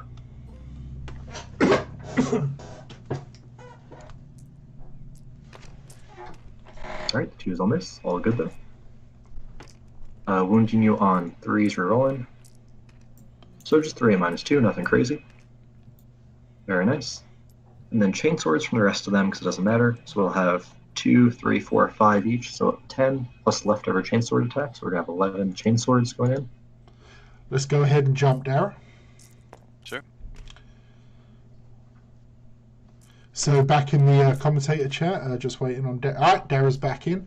So yeah, it looks like the Berzerkers that Mike is currently playing with now look to be chewing through those Possibles Berzerkers.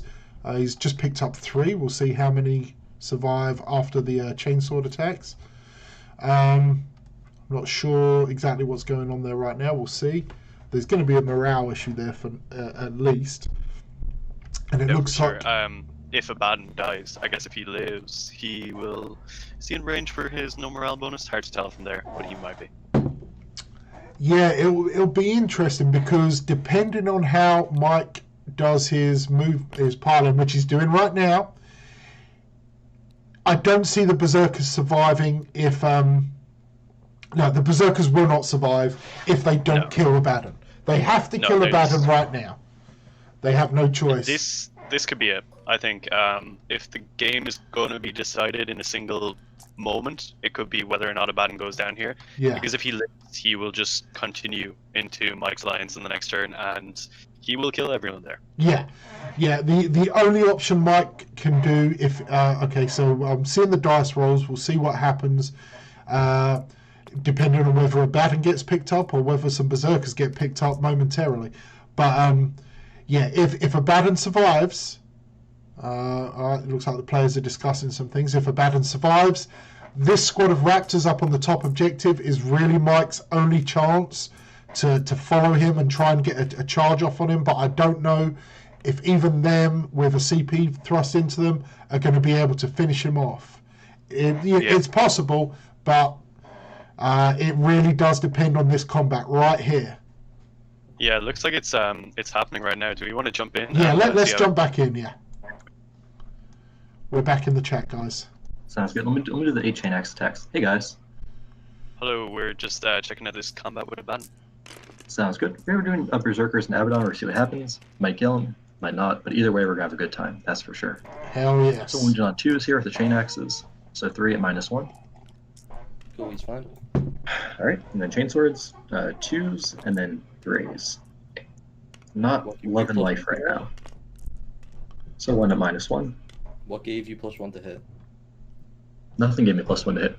We hit on 3s. You rolled a 2 in there. That was... So how do you want me to do this? Sorry, I must have miscommunication. Just reroll the wound roll. Okay, sounds good. My apologies there. So wounding you on 3s here. So just 1 at -1. Nothing crazy. You're probably fine. Not loving life there, boys, but it's all good. We're going to just touch them on the second activation. Let's just see what happens. So again, we're on combat. Second activation, we no longer get the additional World Eaters attacks, but we do get Shock Assault. So I'll have 3 from the champion, 4 from charging, 5 from Lightning Claw. So we'll do 5 Lightning Claw attacks. And we'll see what happens. Hitting on 3s, there's no +1 at all. Wounding you here on 3s, rerolling. We're going to see what happens. Alright, 2 at -2. Cool, takes 1. Finally a wound. And then we have 2, 3, so 6 chain axe attacks. Alright. Wounding these on 2s. So 5 at -1. Takes 1. That's good. And then 3 chainsword attacks.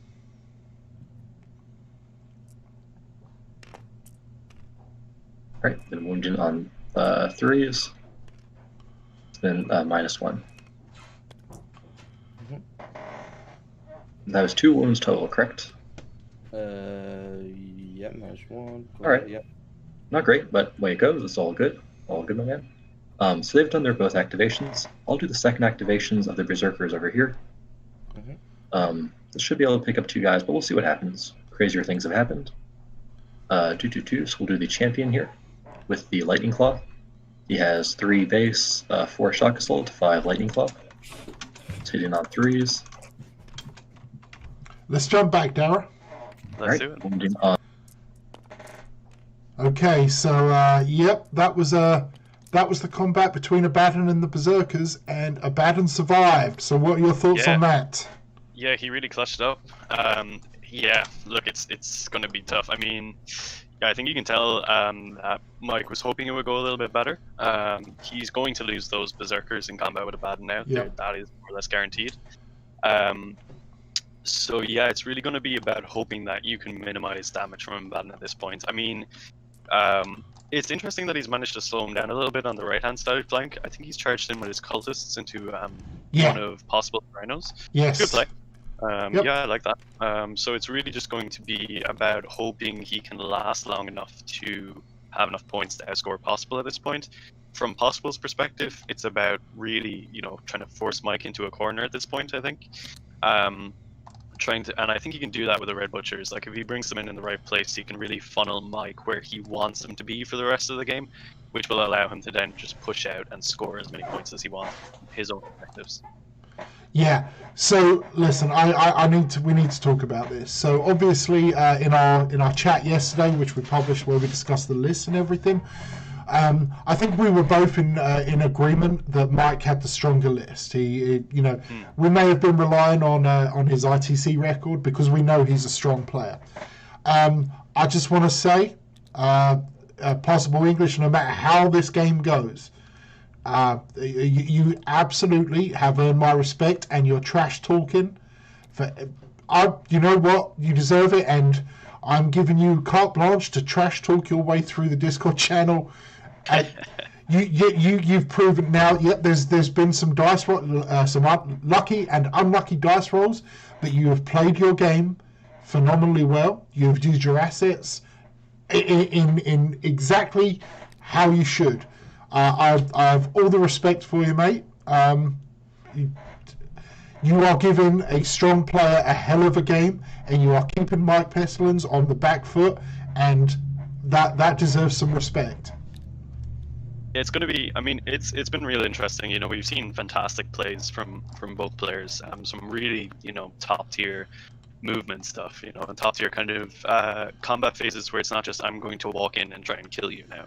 It's really emphasizing that there's a lot more nuance to those phases than people necessarily see on the surface glance. So yeah, it's really interesting to see that Possible has really kind of risen to the challenge and put Mike in a tough spot. It's going to be really interesting to see if Mike can pull it out from here. I think it's really going to come down to 2 things. So it's the Rhino explosion that already happened, but it's going to be about how Possible uses his Red Butchers in the next turn. Because if they make it into combat, that could be real rough for Mike. But if they fail their charge, depending on where they are, they might be out of the game. Yeah, absolutely. Hey, Dara, could you take hold of the commentating for just one moment? I've got someone knocking on my door for some reason. Yeah, just give me one moment, okay? No worries. Yeah, so it's been a very interesting game so far, guys. Just to touch on something, if you're watching that, myself and Jamie announced in the video the other day, we are going to be running a charity event where we're putting the subreddit for the World Leaders against the Red Path YouTube members. that's something to keep an eye out in the future. And this game is sort of testing out how we're going to showcase that eventual battle between the two communities. So yeah, it's going to be a charity event. We're working out the details now, but it's something to keep an eye on in the future. We'll be posting news in the relevant places. It's going to be pretty exciting. And yeah, that should be a good time. So keep an eye out on that one. Yeah, it looks like we've got Mike moving around here. So the end of that turn, I think things didn't go exactly as Mike was hoping. Maybe he thought Abaddon was going to go down. He's still in a decent place right now. It's going to be interesting to see, is Abaddon going to go after the Berserkers, or is he going to try and clean up the Raptors? And then on top of all that, we're going to have to wait and see where Possible bring down his Red Butchers.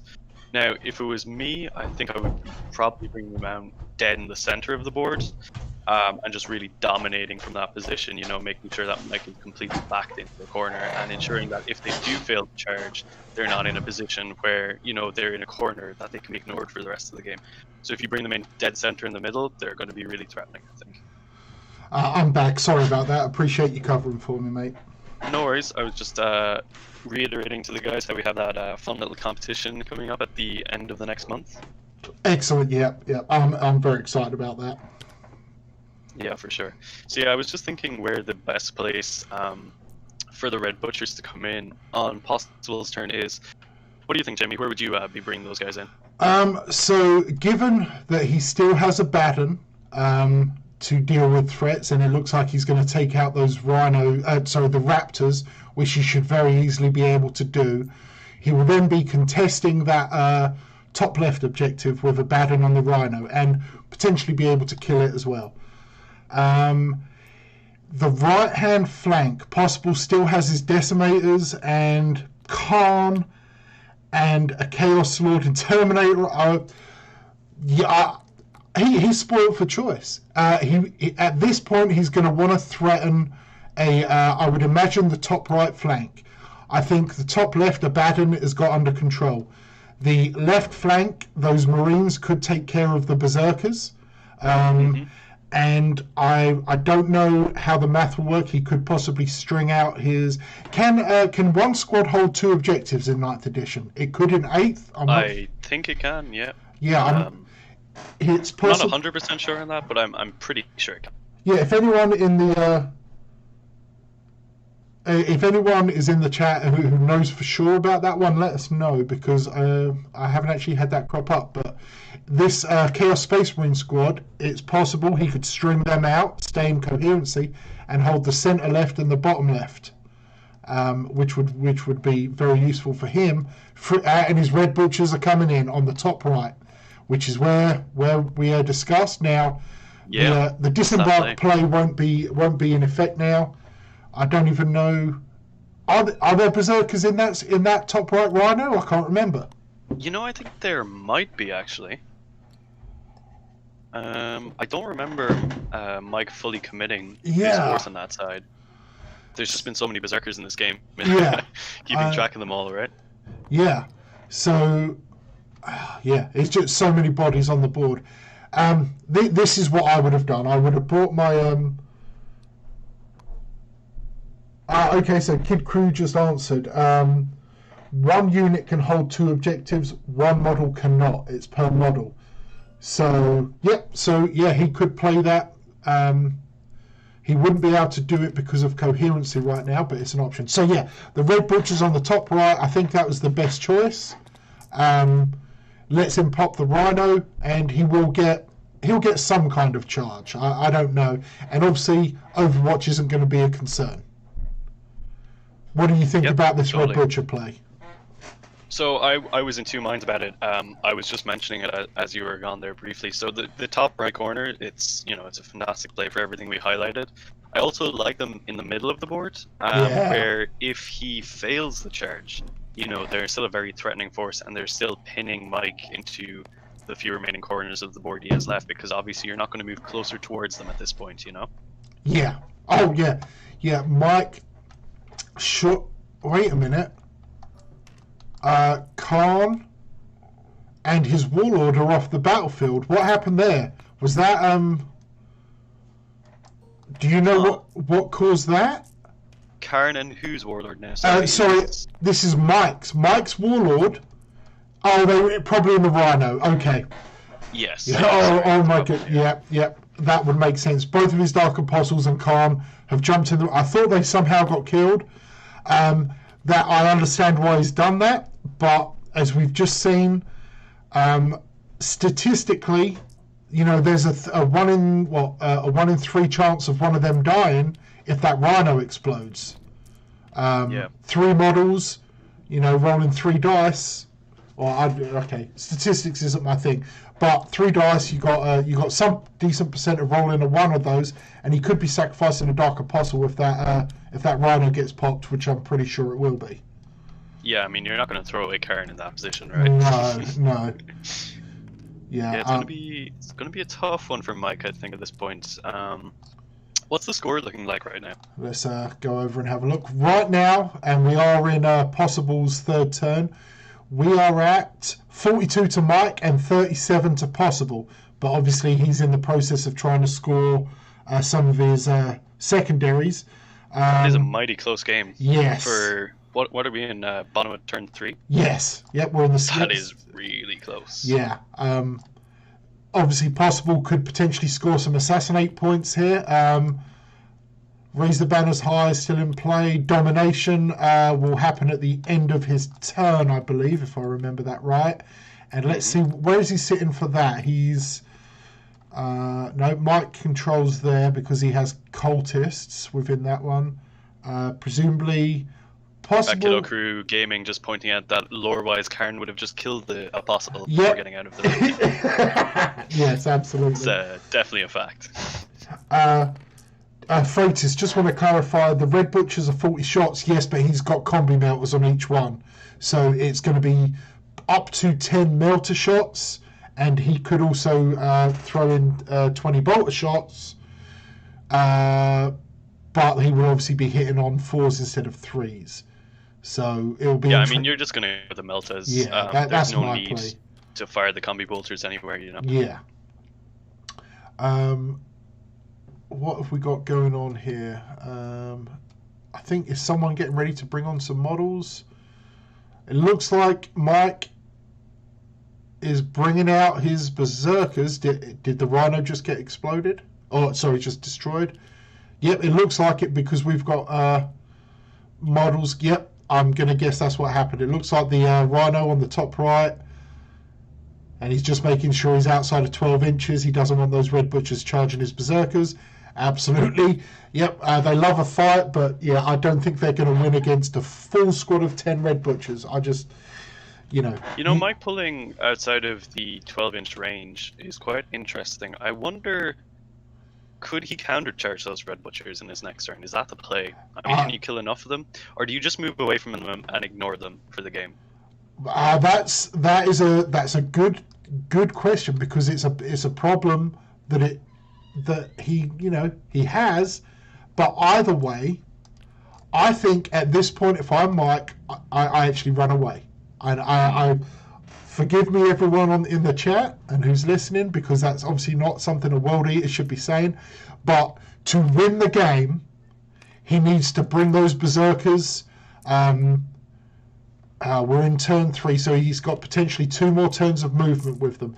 They could come over and finish a Baden. They could, advance through these obstacles. Okay, let's see what he's got going on. Because, I don't think he can kill 10 Red Butchers. And then it'll just be trading a squad of Berzerkers, which is all he's got left, really, other than the characters. Be trading those for maybe 3 or 4 Terminators. And then Possible still has a solid squad of Terminators to just charge through everything he needs to. Yeah, I totally agree. I think it's redundant to just throw those Berzerkers in. You're throwing them away for no reason. Yeah. And they can score you more points, which we've touched on is really the crux of the issue. It would be obviously glorious to go charging into the Red Butcher squad, but at this point in the game, I think Mike is a little bit more concerned about getting the points rather than. Oh yeah. And that will be what he has to rely on as a player, is his competitive experience, knowing that it's about the points. He is still in the lead. He's currently winning this game. We'll see what happens at the end of this turn. but he's winning the game.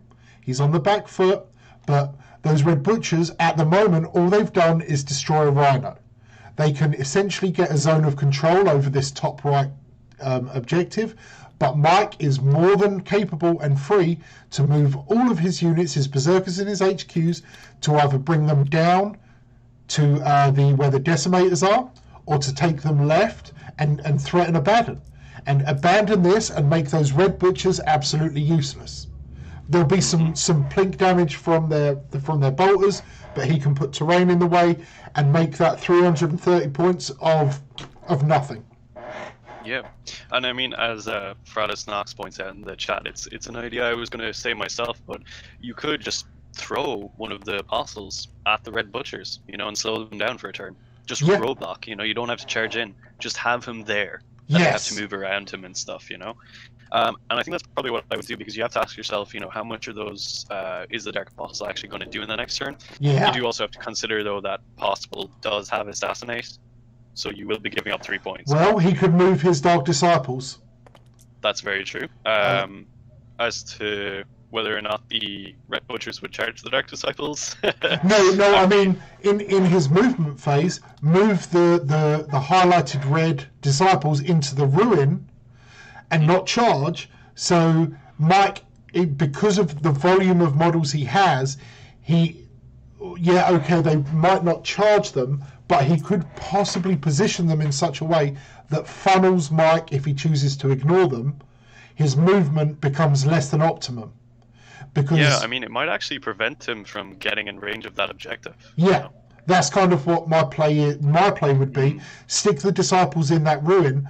So there may be ways out of it for Possible English, but with obviously consolidates and everything. But he may not be able to jump on this objective in his own turn because of the roadblock. He will be either committed to staying where he is or moving slightly and shooting them, or it could cause a problem. I don't know if it is. I understand it's not an assassinate and it's not very tempting, but anything you can do to cost your opponent an inch. Yeah, if it's going to cost them, 5 points worth of the primary scoring, it's definitely something I would do. Yeah, anything, and it lays some temptation. Okay, so looks like we've got something going on here, presumably shooting.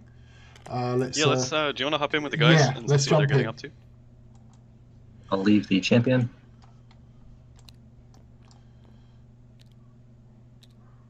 Hey guys, commentators in the chat. Cool. And I have no interrupts, so it's just all you, my friend. Just pile on. So I'll do Abaddon with his Drachian, so we get 6 extra. How are you allocating the attacks?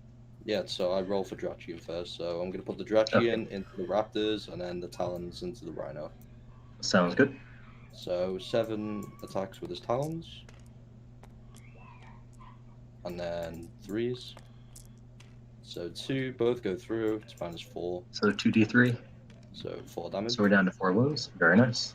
And then 6 attacks with Drachian. Reroll the 1. And 3s. Wounds on 3s, I think. So What's the AP here? 3. So just 6 up because it's power armor. Maybe make 1. No, so I'll just leave the champion. Joop. Joop. And up next, you have more charges over here. I think you made Kharn. I'll just pick up the cultists, honestly. Yeah. I think Kharn's got him in the bag. Cool. And next you have the Decimator, also charged. You get Shock Assault on this. Yep. So yeah. But it hits on 5s now in combat, right? So you just go put everything into the red Dark Apostle. Send the Warlord. Okay. So 3 hits, and then 3s. 3 wounds, no AP. 3 3-ups, because just power armor. Takes 2 wounds. Down to 2 wounds. Very nice. Do you have any more fights, or do I get a swing back? You can swing back. Sounds good. I'll have the one, froze for a sec. I'll have the one Berzerker champion over here. He has 3 attacks, 4 from being charged, 5 from the Lightning Claw, and then I'll also do one Chainsword afterwards. So 5 Lightning Claws first, then 1 Chainsword. It's on 3s. Wounds on 3s, you're rolling. Hey, so just 2 at -2. And then Chainsword now, 3s and then 3s. So 1 at -1. Looking good. I guess he'll just what do we want to do here? Island again, consolidate him, swing him again. So again, 5 and then 1.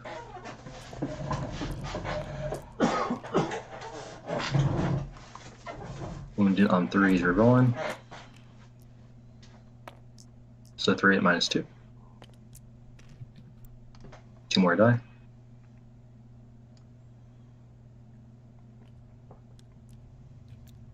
Right, and then 1 Chainsword. That misses. All good.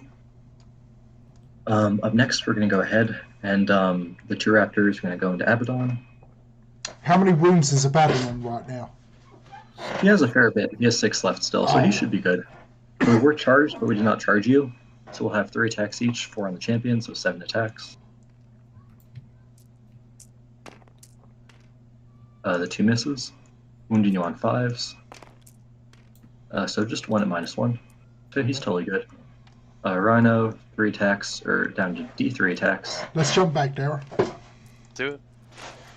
Okay, so we can see there, we just had some combat. Looks like the Berserker cleared up 3 of those Marines. And not really much was anything. Abaddon is going to remain in that position or at that health for the rest of the game. He's probably going to clear up the Raptor and the Rhinos this in the next fight phase that he's available to fight in. Evidently, there was no charge from the Red Butchers. And Mike is now fighting back with his Dark Apostles onto this Decimator.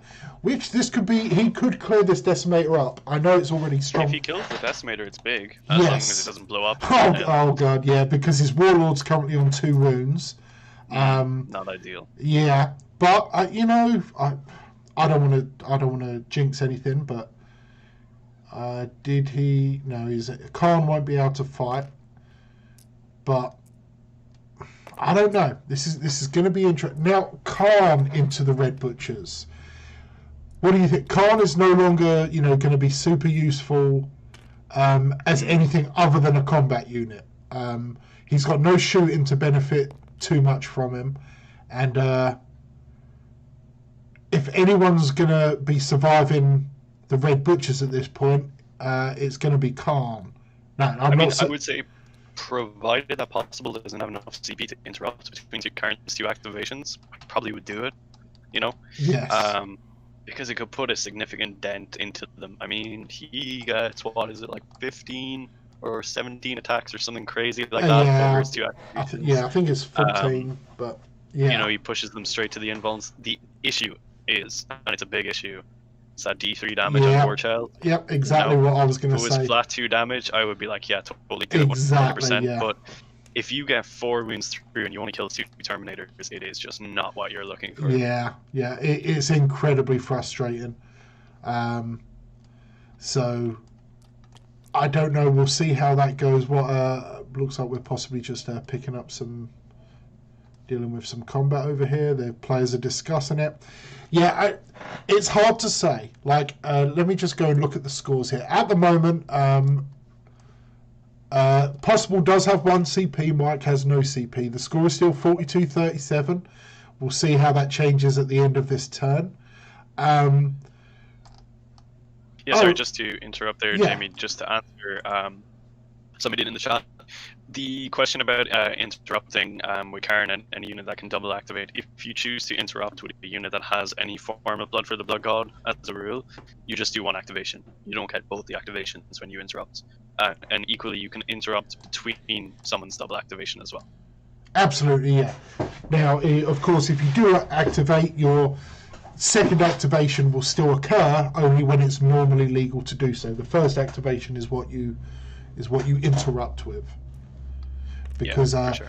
The reason we interpret it and understand it like that is because GW confirmed that when you double activate or triple activate units, you treat them as a separate unit each time.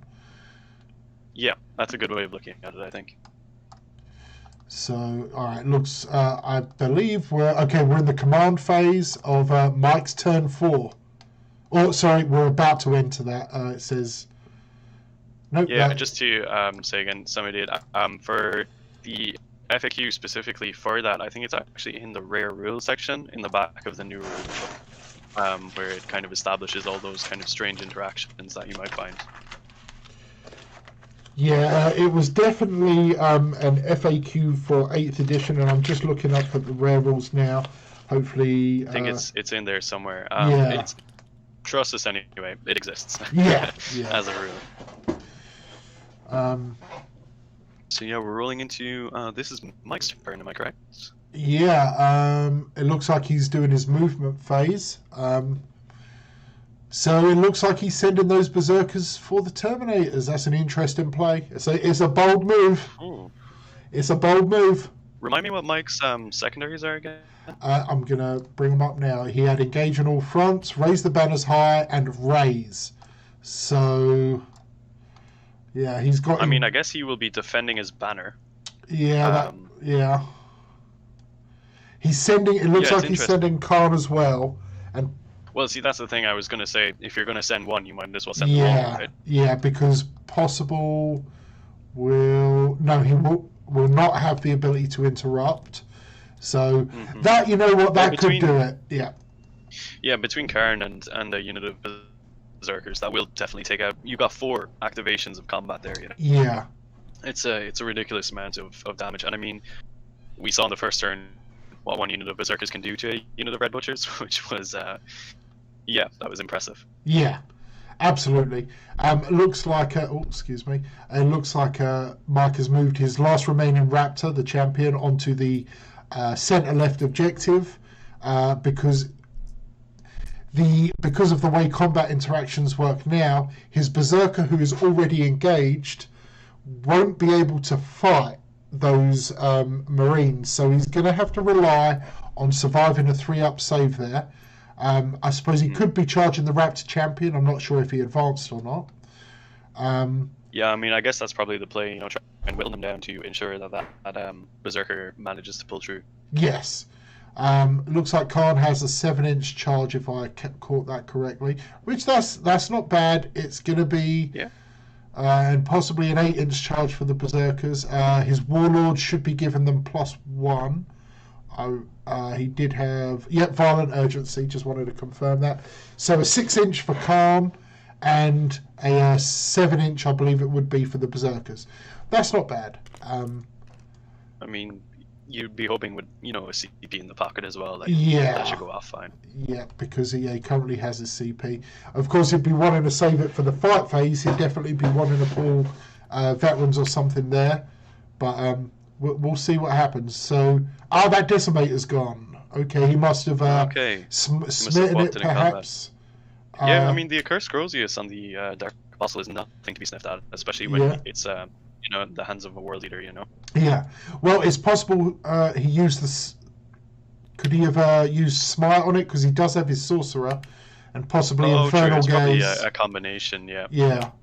It looks like he's just trying to get a model in the right position there. Having some trouble. I don't know. We'll leave him to do that. Abaddon, for me, is what is the biggest problem, because he is just pinning down this left flank. He's making the Raptor move away. But to be honest, Abaddon at this point, because combat is his thing, he can charge the Rhino and kill the Rhino and claim this objective. But then he's not doing much the rest of the game. Like, what are your thoughts he's done on a lot at that point, though. I know. But we're talking about making sure we're holding more objectives at this point. Those primary points in these last 2 rounds are going to determine the victor. Yeah, so if you're parking Abaddon on an objective, you know, you're pretty confident he's going to stay there. Yes. So I think it's probably the play at this point is Abaddon doesn't need to go chasing anymore. Just remind me, has he taken Raise as well as his secondary? No, I don't think so. I'm just running over to look. So Possible has Assassinate, Domination, and Raise the Banners high, but not the Raise to destroy. So, well, I guess, Abaddon can raise the banner. He can be there for another aspect of nation as well. So, he can actually fulfill quite a lot by just being on that objective. Yeah. So if we look at the secondaries here, I'll give you a second to catch up on the screen. Yeah, no problem. But so I don't really think Mike is going to get too much for engage on all fronts at this point. He may be able to squeeze another 2 points out. Raise the banners high. It kind of depends on how that goes with the Red Butchers. Raise, I honestly can't see him being able to score. I don't think, because that's only on the 2 objectives in your opponent's. Indeed, yeah.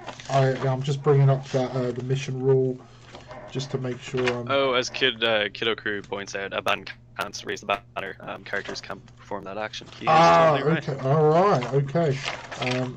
It shows you how much I take action-based secondaries. Yeah, I've not used one, to be honest. Just trying to find the correct mission here. I did hit Scorched Earth. Here we go. So Raise. At the end of the battle, a player scores 6 victory points if 1 objective marker was removed from the battlefield due to a successful raise, and 12 if 2. So player A can only...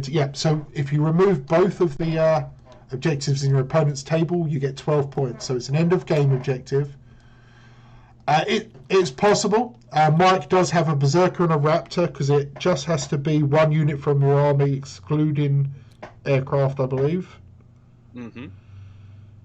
Just clarify. Yeah, I don't think that specifies infantry or characters or anything like that. Yep. In fact, it's just there just can't be any enemy units within range of the objective. Yeah, a lot of the mission-specific ones aren't as restrictive in terms of the actions, which I'm a fan of that. Yeah. I like that flexibility.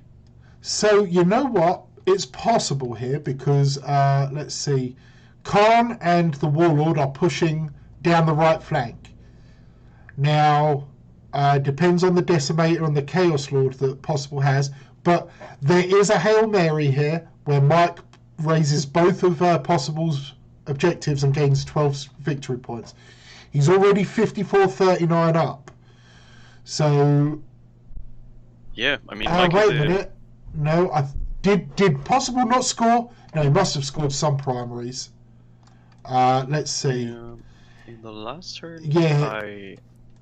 He holds 1, or is he? He must be holding. His cultists are there to hold 1, surely. Is it holds 1 or hold 2 for the initial primary in this one? Control 1 or more, control 2 or more, and control more. So he definitely should have scored 5. I don't know if he did score 2 though, or if he held 2. Yeah. Tell you what. Let's see. Because we are in round 4. I'm gonna very briefly jump in, or let's jump in and see what they have. Yeah. He's down to 1 wound, right? Mm-hmm. Cool. There's a love-type gun that let me off. But yeah, that's all good. Hey guys, commentators in the chat. Can we just clarify something? We just need to clarify something. Sure, go for it. Battle round 3, the previous battle round. PossibleEnglish, did you fail to score any primary points? I believe you should have scored at least 5 for your cultists on the back right objective, but I don't know if there was something said in game. No. No, because it's not my battle round 4 yet, so... Yeah. Yeah, I scored 10. Oh, okay. All right, understood. All good. I just wanted to clarify. All right, guys. We'll jump out. Now, I'm going to show off a little trick on the stream, because he's equidistant. Now we can consolidate into this Rhino away from Kharn. Okay, so that seems like it was just a misinterpretation by me. Just reading the way it goes. So yeah, obviously we're in battle round 4 for Mike. Sorry there, Jimmy. Mike just wants to show off a little trick he was doing. Okay, all right, let's jump back in. Yep. Sorry, Mike, we're back in. It's all good. I mean, he's dead. He's dead in the turn anyway. What's up? You're further away. Yeah. We It's all have good. returned. Sounds good. I was going to show you guys a little trick that I've talked about in Warhammer before. It's really nice. If you move equidistant to two things, then you can fight something and then consolidate away without them getting to swing back. Because otherwise, Kharn would be mulching my butt right now.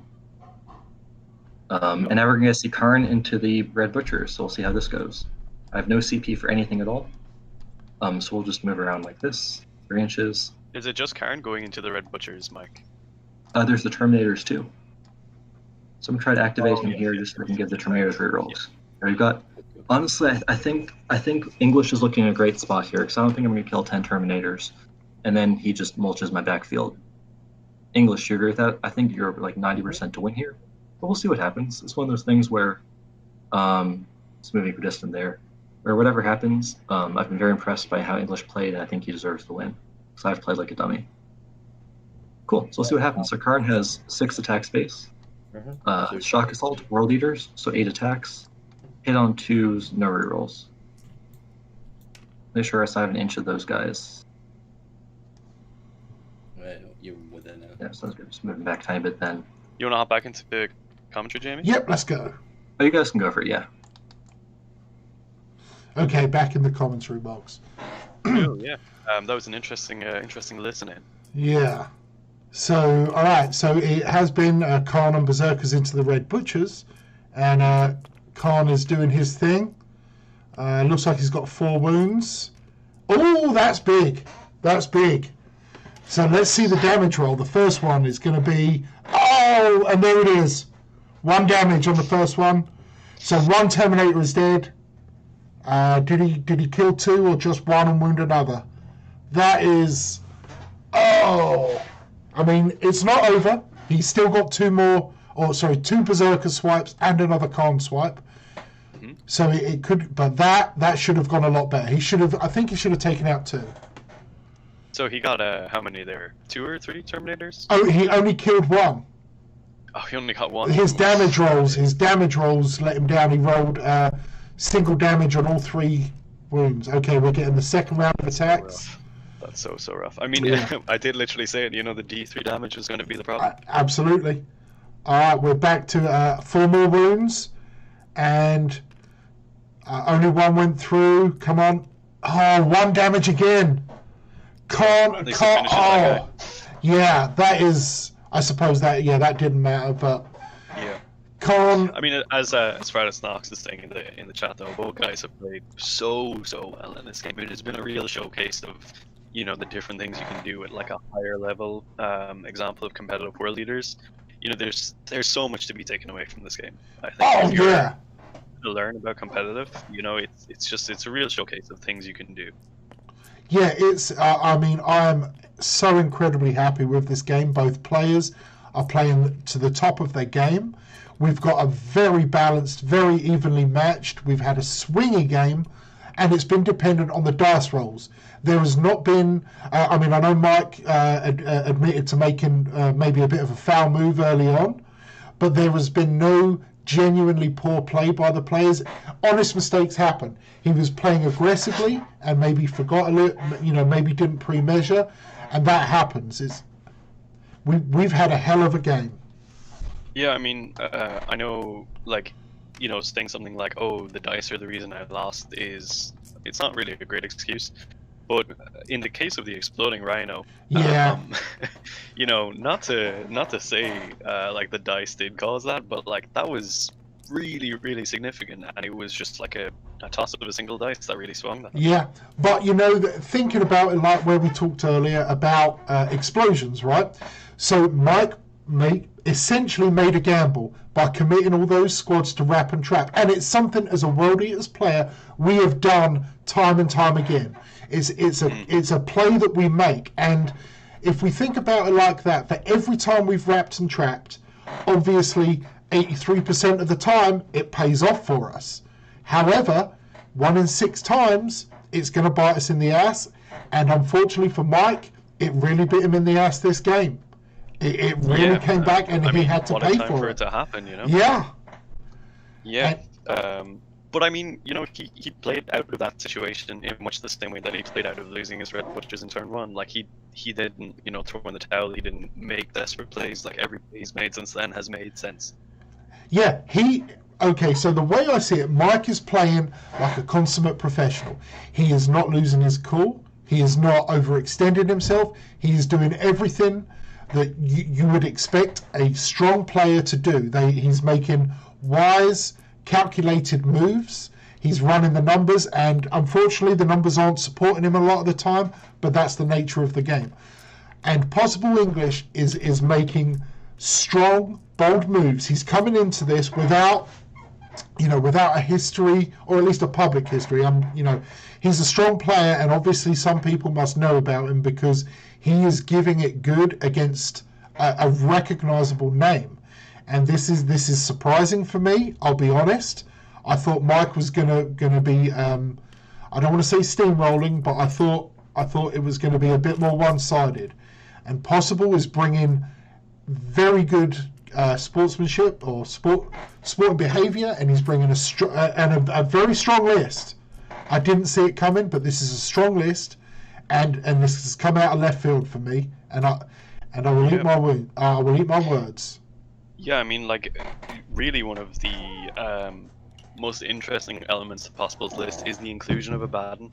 And I know when he said it to me initially, I was like, oh, you know, a Baden, that's not something we usually see as part of a World Leader sport, but he has really put in the work in this game. Like, you're essentially getting another Kharn equivalent unit of, like, damage output in combat and stuff. And yeah, I do think Possible's target priority has been really on point in this game. You know, he's taken out the right threats at the right time. And he's constantly forced Mike to have to answer, you know, the questions that he's put towards him. So yeah, I think it's really impressive play from Possible to control the board in the way that he has. Yeah, absolutely. His use of a Baden, starting off as that kind of supporting character, which is how we've talked about Kharn, but then driving him forwards and just destroying everything he touches. He's used him to the absolute max of his efficiency. He obviously knows how to play him. He knows his resilience, his threat range, and he has done. Abaddon has been an MVP. He, you know, even from his buffing skills, or his buffing to the decimators, allowing them to pump out some mortal wounds. You know, it's been some solid play. I think it really showcases Possible's skill that he was able to switch Abaddon's roles. You know, on the start, like you talked about, he was buffing, and he had to deal with a tough situation from the get-go of the Hellblade. You know, yes. Came in. But he really switched around as soon as the decimators had done the most amount of work that they could. Abaddon has gone off on his own, where he's just really maxed out his damage potential in combat himself, and caused Mike a whole lot of disruption over on his flank. So he really showcases like Possible's ability to, you know, make those decisions in game, to like switch his mindset, because he could have just very easily kept Abaddon with the decimators, you know, but he decides to push him over on this flank. He's obviously quite confident Abaddon can survive, and he has. And look, he's doing a lot of work. And yeah, just quickly, it looks like we're at the end of the turn, and potentially morale has finished off that Terminator squad. So Mike's gamble paid off. Kharn has survived. Do you want to tune in? Yeah, let's jump in. Let's jump in. He is not. Oh, is he? Let me double check. No, he's not, so I won't take it. So I'll just take 2 for engage. Hey guys, commentators here. Could someone just give me a quick summary of what happened with those Berzerkers and Red Butchers up there? Sure. So what happened was Kharn fought twice. The Berzerkers fought twice, and there was 1 Red Butcher left on 1 wound. And then what happened was then he fought back twice, killed my Berzerkers, and then the last Red Butcher ran in morale. Okay, that sounds about how we imagined it would go. That's awesome. All right, guys. It's crazy. Both of us have lost Red Butchers to morale this game, which is just crazy. I don't know what's going on today with these guys. I mean, I don't want to remind you guys, but there is a stratagem in the World Leaders, Faith and Fury, for auto-passing all units in the game per turn. Oh man, it might have actually mattered this game, honestly. Yeah, I mean, it's never been used before, early on. You know? I had brutal morale early on. Yeah, that looked rough. How many did you lose in your first turn of your Red Butchers? I don't want to think about it. I made a big misplay that turn because what happened was I literally before the game I was like the game plan is move up the Terminators, put the airplane in front so that they literally can't be charged, and then turn 2 they can go cause havoc. Well, I show up to the game, I'm like, oh, I'm playing on stream. I'm nervous. I have to make some plays happen. And for some reason I don't do exactly the thing I planned to do. And then of course the Red Butchers get charged, and then it's a world of hurt for them. I just gave away my best unit for no reason. So I think if people are looking for like a lesson in how not to play 40k, I think this game is a fantastic lesson in that regards. I think you're doing yourself a big disservice there. Yeah. You've made some pretty good plays. But yeah, it's been that. really interesting. So we're in Possible's turn 5, is it? 4. I think this is turn 4. Yeah. A quick thing, Possible. How'd the Decimator get around? Did you roll in advance for it? No, because he was there, so that's a 2 for... I think he'll have to. There's not enough of a gap to. He'll have to take 2 going around. If you look there, the base is less than the gap. So 3, 2.3. It's the same. We hop back into commentary. Jim. Yep, let's go. Sounds good. I think it's. Okay, back in the commentary box here. So yeah, just a little bit of the players there, just figuring out the movement for the Decimator. But yeah, so the game it's on a knife edge. Let's look at the score. We've got 56 for Mike and 51 for Possible, but it is Possible's turn 4 now. So yeah, and I mean you have to remember that as Possible went second, he will have the ability to score the primary at the end of his turn 5, as per the new FAQ. Yeah, and because there is we've got Kharn, the Warlord. Possible is going to be able to shoot at these characters and potentially charge them because he does have a Terminator Lord here. There is going to be assassinate points in this turn, I'm guessing, and that could be the swing. Overall, let's look at the left flank quickly. Possible has Abaddon, and he looks to be about equidistant between Mike's Rhino and Raptor Champion. We'll see what direction he goes in for there. And then on the right flank, I'm unsure how. So, yeah, because of him being in terrain, let's look at the traits for this ruined wall. Obscuring, breachable, light cover, scalable, and he is in, so he can technically shoot through if both players are agreeing that that is a legal position, presumably wobbly model there or something similar. He will be able to shoot through and potentially pick off one of these characters with his soul burners. Yeah, looks good. I'm just looking around here. All right, let's go and see what's going on with the dice here. I'm guessing we're in the shooting phase. Abaddon looks to have maybe just popped out his bolter. Wait and see what happens. Looks like I guess the onus is going to be on Mike now in his next turn to really try and. It's literally just going to come down to his final moves. You know, can he score enough points to outdistance Possible, and then it's entirely onto Possible. Can he, make up? Like it's a very small deficit. Can he make those final moves? He needs to be positioning himself now so that he can set that up for his turn 5 to really push onto those objectives for the final primary scoring, because there's so few points in the difference in the game right now that if he sets up correctly for that in such a way that Mike can't play around it, it's over at that point. Yeah, something big just happened. So Abaddon killed the Berzerker on the left with his combi bolter, and I'm going to guess he's going to charge the Raptor. And then obviously on the right, it looks like the Chaos Terminator has successfully charged at least the non-Warlord Dark Apostle. I don't know exactly what's going on with Kharn. Is that Possible's Kharn? I'm not sure. Yeah, that's Possible's Kharn the Betrayer. So. Yeah, has made a charge against the Terminator in Sorcerer, the Sorcerer in Terminator armor. Yep, we could be getting some serious swinging points here. And Abaddon has made the charge against the Raptor. This honestly might clinch it here. We're about to find do you out. Want to hop in with the guys? Yeah, let's go and get some dice rolls here. Okay, we're in the chat with you guys. Sounds good. Good, so fight phase. Kharn's going sorcerer. Sounds good. So 8 attacks. I think it's Grim here. Yep, so 4 on your one. Sounds good. 4 or 5 ups. Kharn does not protect the sorcerer. Yeah, he's dead. That's 6 point, or 3 for one, 3 for the other. Wait, hold on. How many have I killed? How many characters did I kill? We can also tally at the end of the game. I'm not sure. I also don't remember off the top of my head, but it'll be a fair bit, honestly. And then he will activate again. I think that guy's closer to these guys. Do you want to consolidate? 3.8. I'll just leave him for now. Terminator into your Dark Apostle. Sounds good. 6 attacks.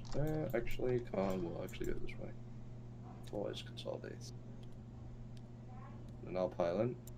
Sounds good. 1 wound left, I believe. I want to actually get this objective. So I'll stay there. So 6 attacks. Rerolling. Actually, it wouldn't have mattered because it's only reroll fail, so. Sounds good. It's minus. And then. The 2s will miss, yep. 6s do mortals. Nope. I do need them dead. What strength is Gorefather? 6. So yeah, fails. Oh, wow. He'll get a swing back? We have to base shoot. Sure. Sounds good. Cool. On we'll just go. No, again, sorry. The Dark Apostle is closer man, as I said. We just measured that. Yeah. Cool. Abaddon kills the raptor. I'll just pick up the guy. Good talk.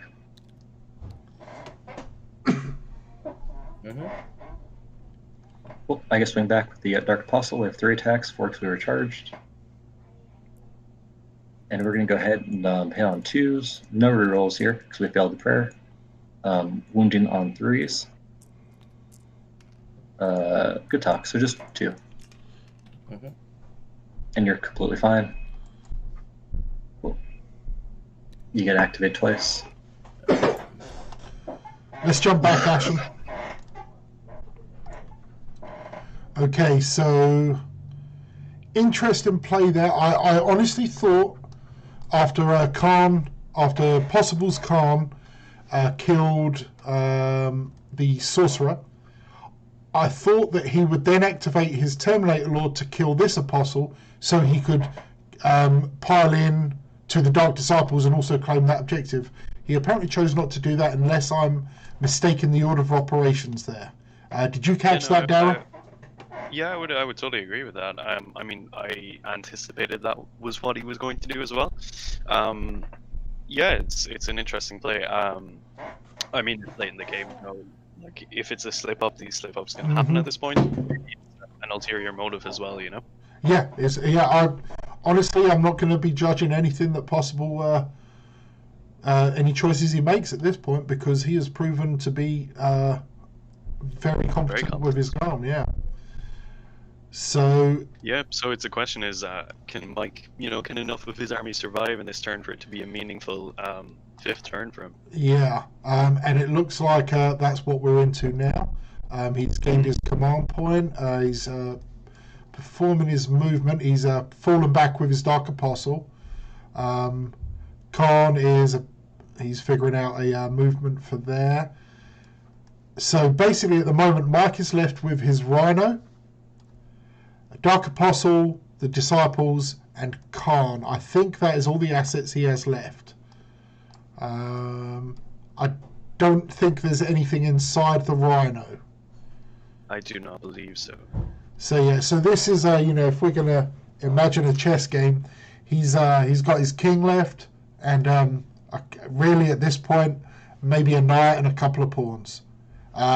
Whereas Possible, he is still running a Chaos Lord, he's still running Kharn, he's still running a Baddon and a Decimator, and he's still got 2 units, a Cultist unit and a Rhino, which can hop onto objectives and just hold them and not worry and continue to move his other units to max out things.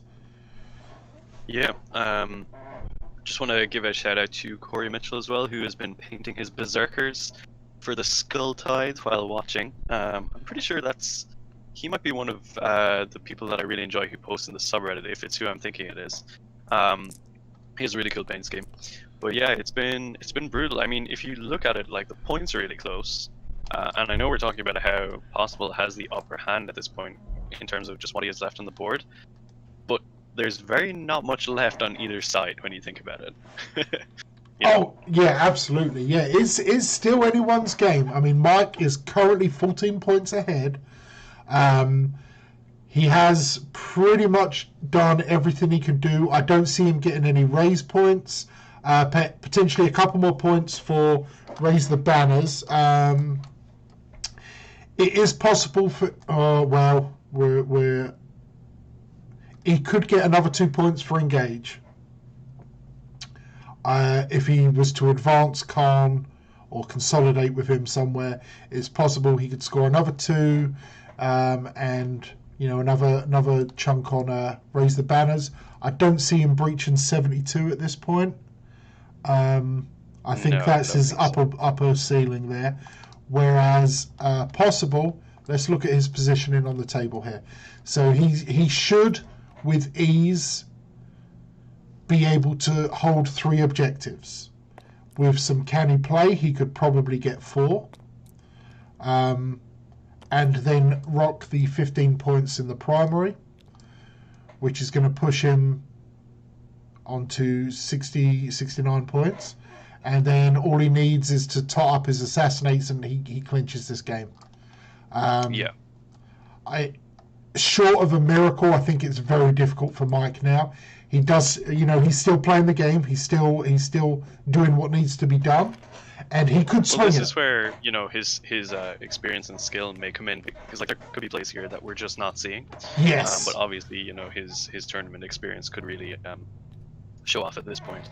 But yeah, from my own viewpoint, it's close, but I don't think it's close enough for Mike. That's pretty much how I see it. Now, of course, Kharn can still do some damage. It looks like he's lining up, or he's possibly just made the charge against the Terminator Lord. And if he annihilates him, then he controls this objective, and he will control 3. Wait a minute, he's already scored 4. Yeah, so he's scored at this point, and Possible will score the bottom of his turn. But it will allow him, hopefully, if he kills, to consolidate and score engage on all fronts. Which would be much more important. Yes. Because he'll have Rhino, Apostle, and Kharn if he breaches the other side of this objective. That will give him 2 points, which will put him on 70. And that could be critical because, obviously, like I said, 15 points on primaries for Possible puts him on 69. And then, he is going to score some assassinate points. So it is within Mike's control, or it's within Mike's remit to still put some control on this game. He still has something to do. It needs to go perfectly for Mike at this point. It needs to be absolutely perfect. Yeah, absolutely. Everything has to go to plan. Looks like we're just doing his Kharn's combat phase, potentially. Let's see what happens here. So, Gorechild versus Gorefather. Got some big action going on there. Looks like so that succeeded. Did it take 2 combat phases? I think all he needs is 1 consolidate move. Let's see what happens. Come on, Mike. I'm not sure. Maybe they're doing some pre-measuring here to see closest model. Yep, and there it is. Nice. Very good. Okay. And if he he's not within 3. Okay, what did we do here? I'm unsure why Possible moved that Rhino. Must be actually in his movement phase now. Yeah. Okay. Probably just going through the motions at this point. Yep. figuring out where everything can be. But yep. So Mike did get the 70 points at the end of his round 5. Yeah, I mean, look, he got the points that he could have gotten at that point. So, yeah, quite respectable that he managed to claw those in. Yep. And we'll just see how Possible manages to where he ends his scoring on. Just going to check exactly how Assassinate works. I've probably already read it out once, but I forget these things pretty quickly. Let's just have a look at Assassinate. Where are you? There we go. Okay, so score 3 victory points at the end of the battle for each enemy character model that is destroyed. Now, was this recently FAQ'd? Can you remember? Was the what was it called?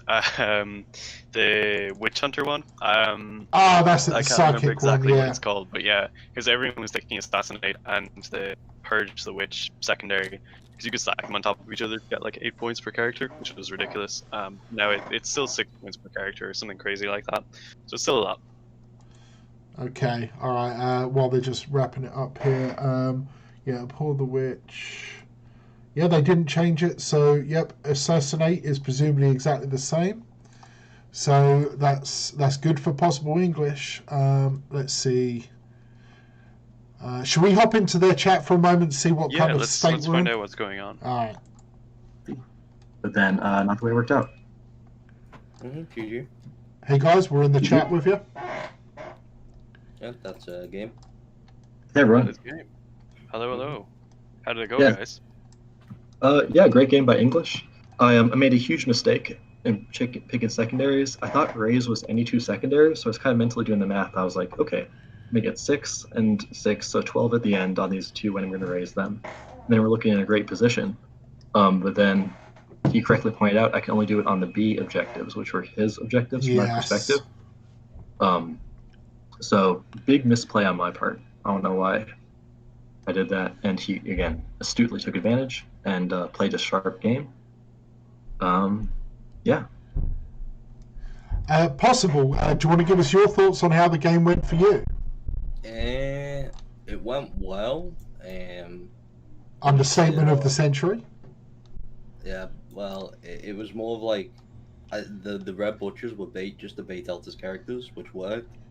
I didn't even plan for them to kill any in the game. They were there just to kill the Rhino, because the entire plan was to bait Delta's characters so the Decimators could kill them, which is what happened.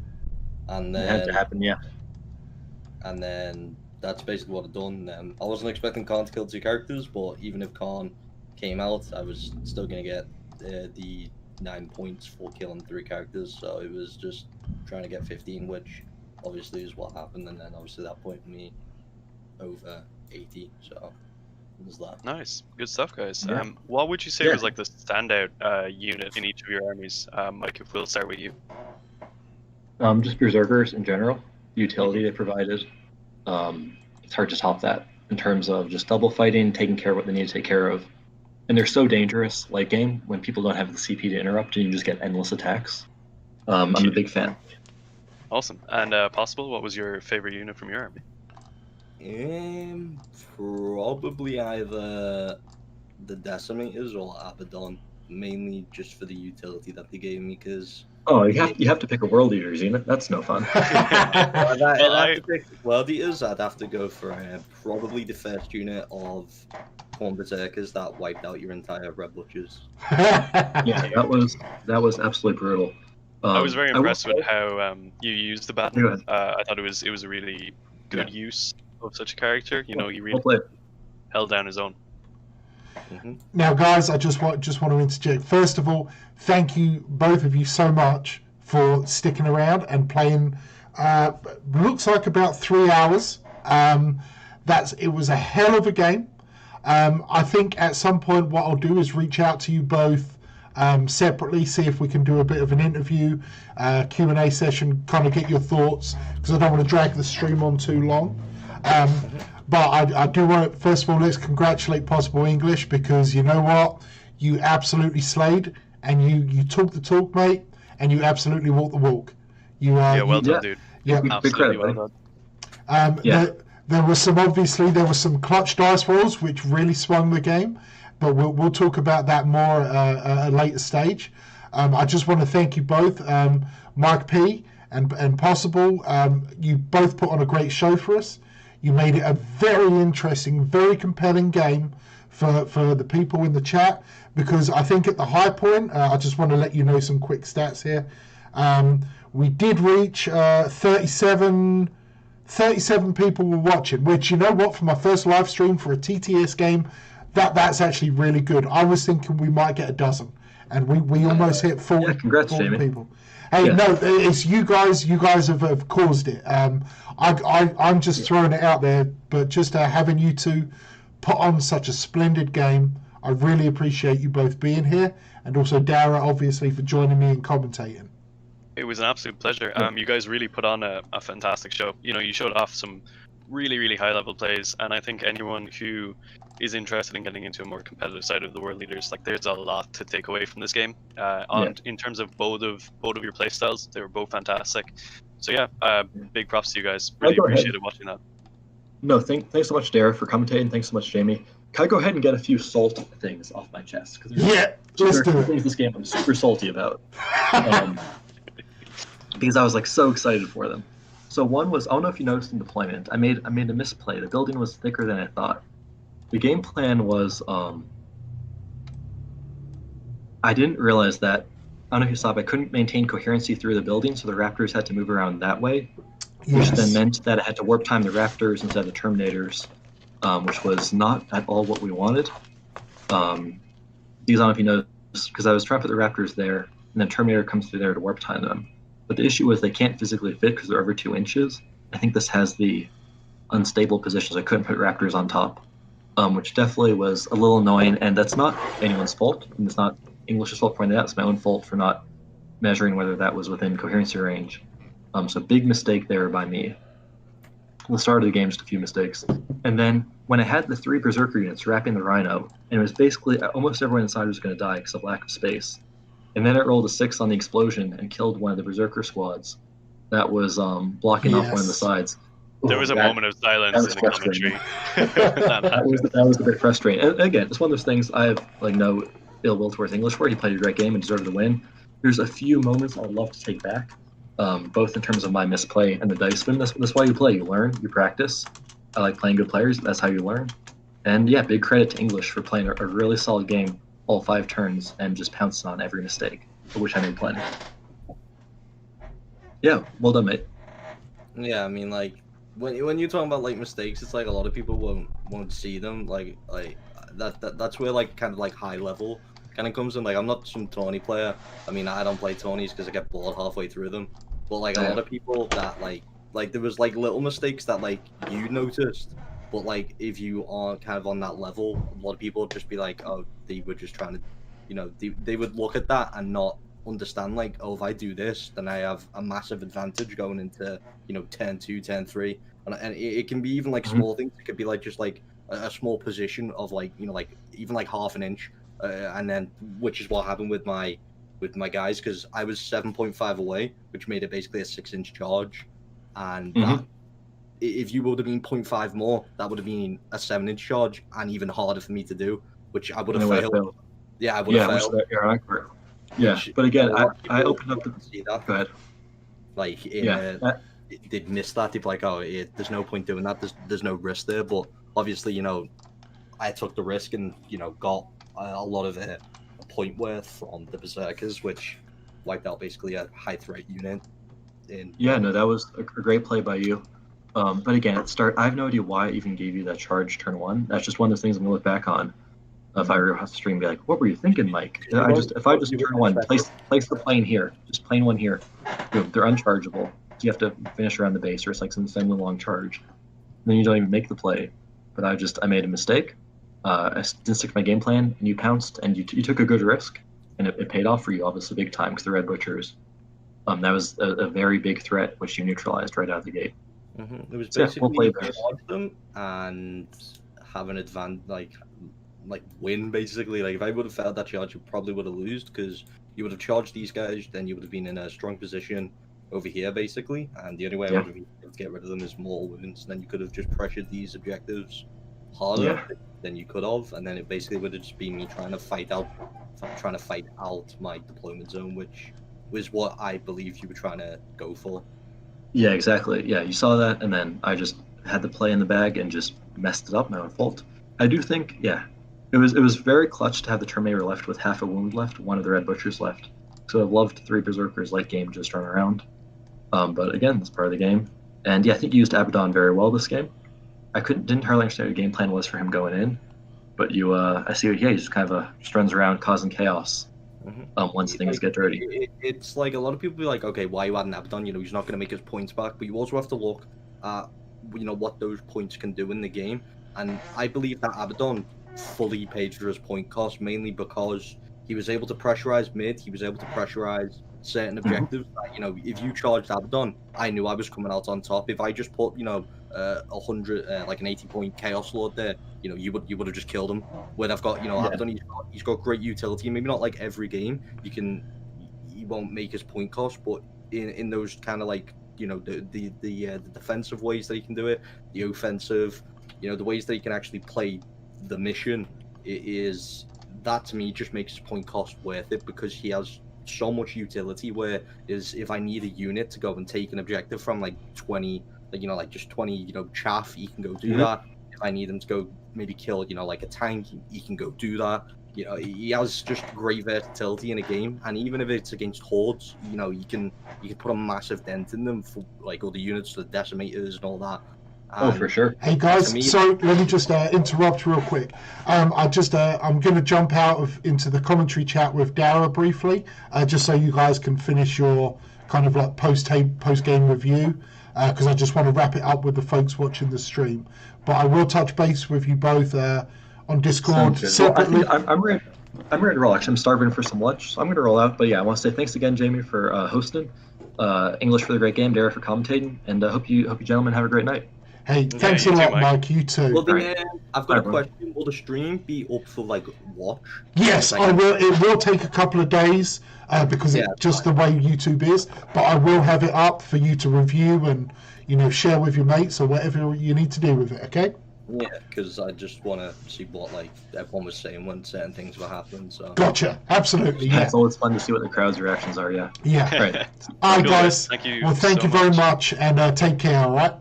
Yeah, I appreciate it. Thank you for spending your time and having this kind of thing. You didn't have to do it, but you did. So you're bringing content to my channel. All right, take it easy, mate. Yeah, guys. All right, you too, man. Have a good day. All right, Daryl, you back in here with me? Yes, indeed. All right. Yes, indeed. So, yep, I just want to basically wrap this up. I think that was a great game. What do you think? Yeah, that was really, really good. As like the first game in this like mini series that we're going to be doing, it was a really good opener. Yeah, and I think especially I'm incredibly happy that the stream seems to have worked.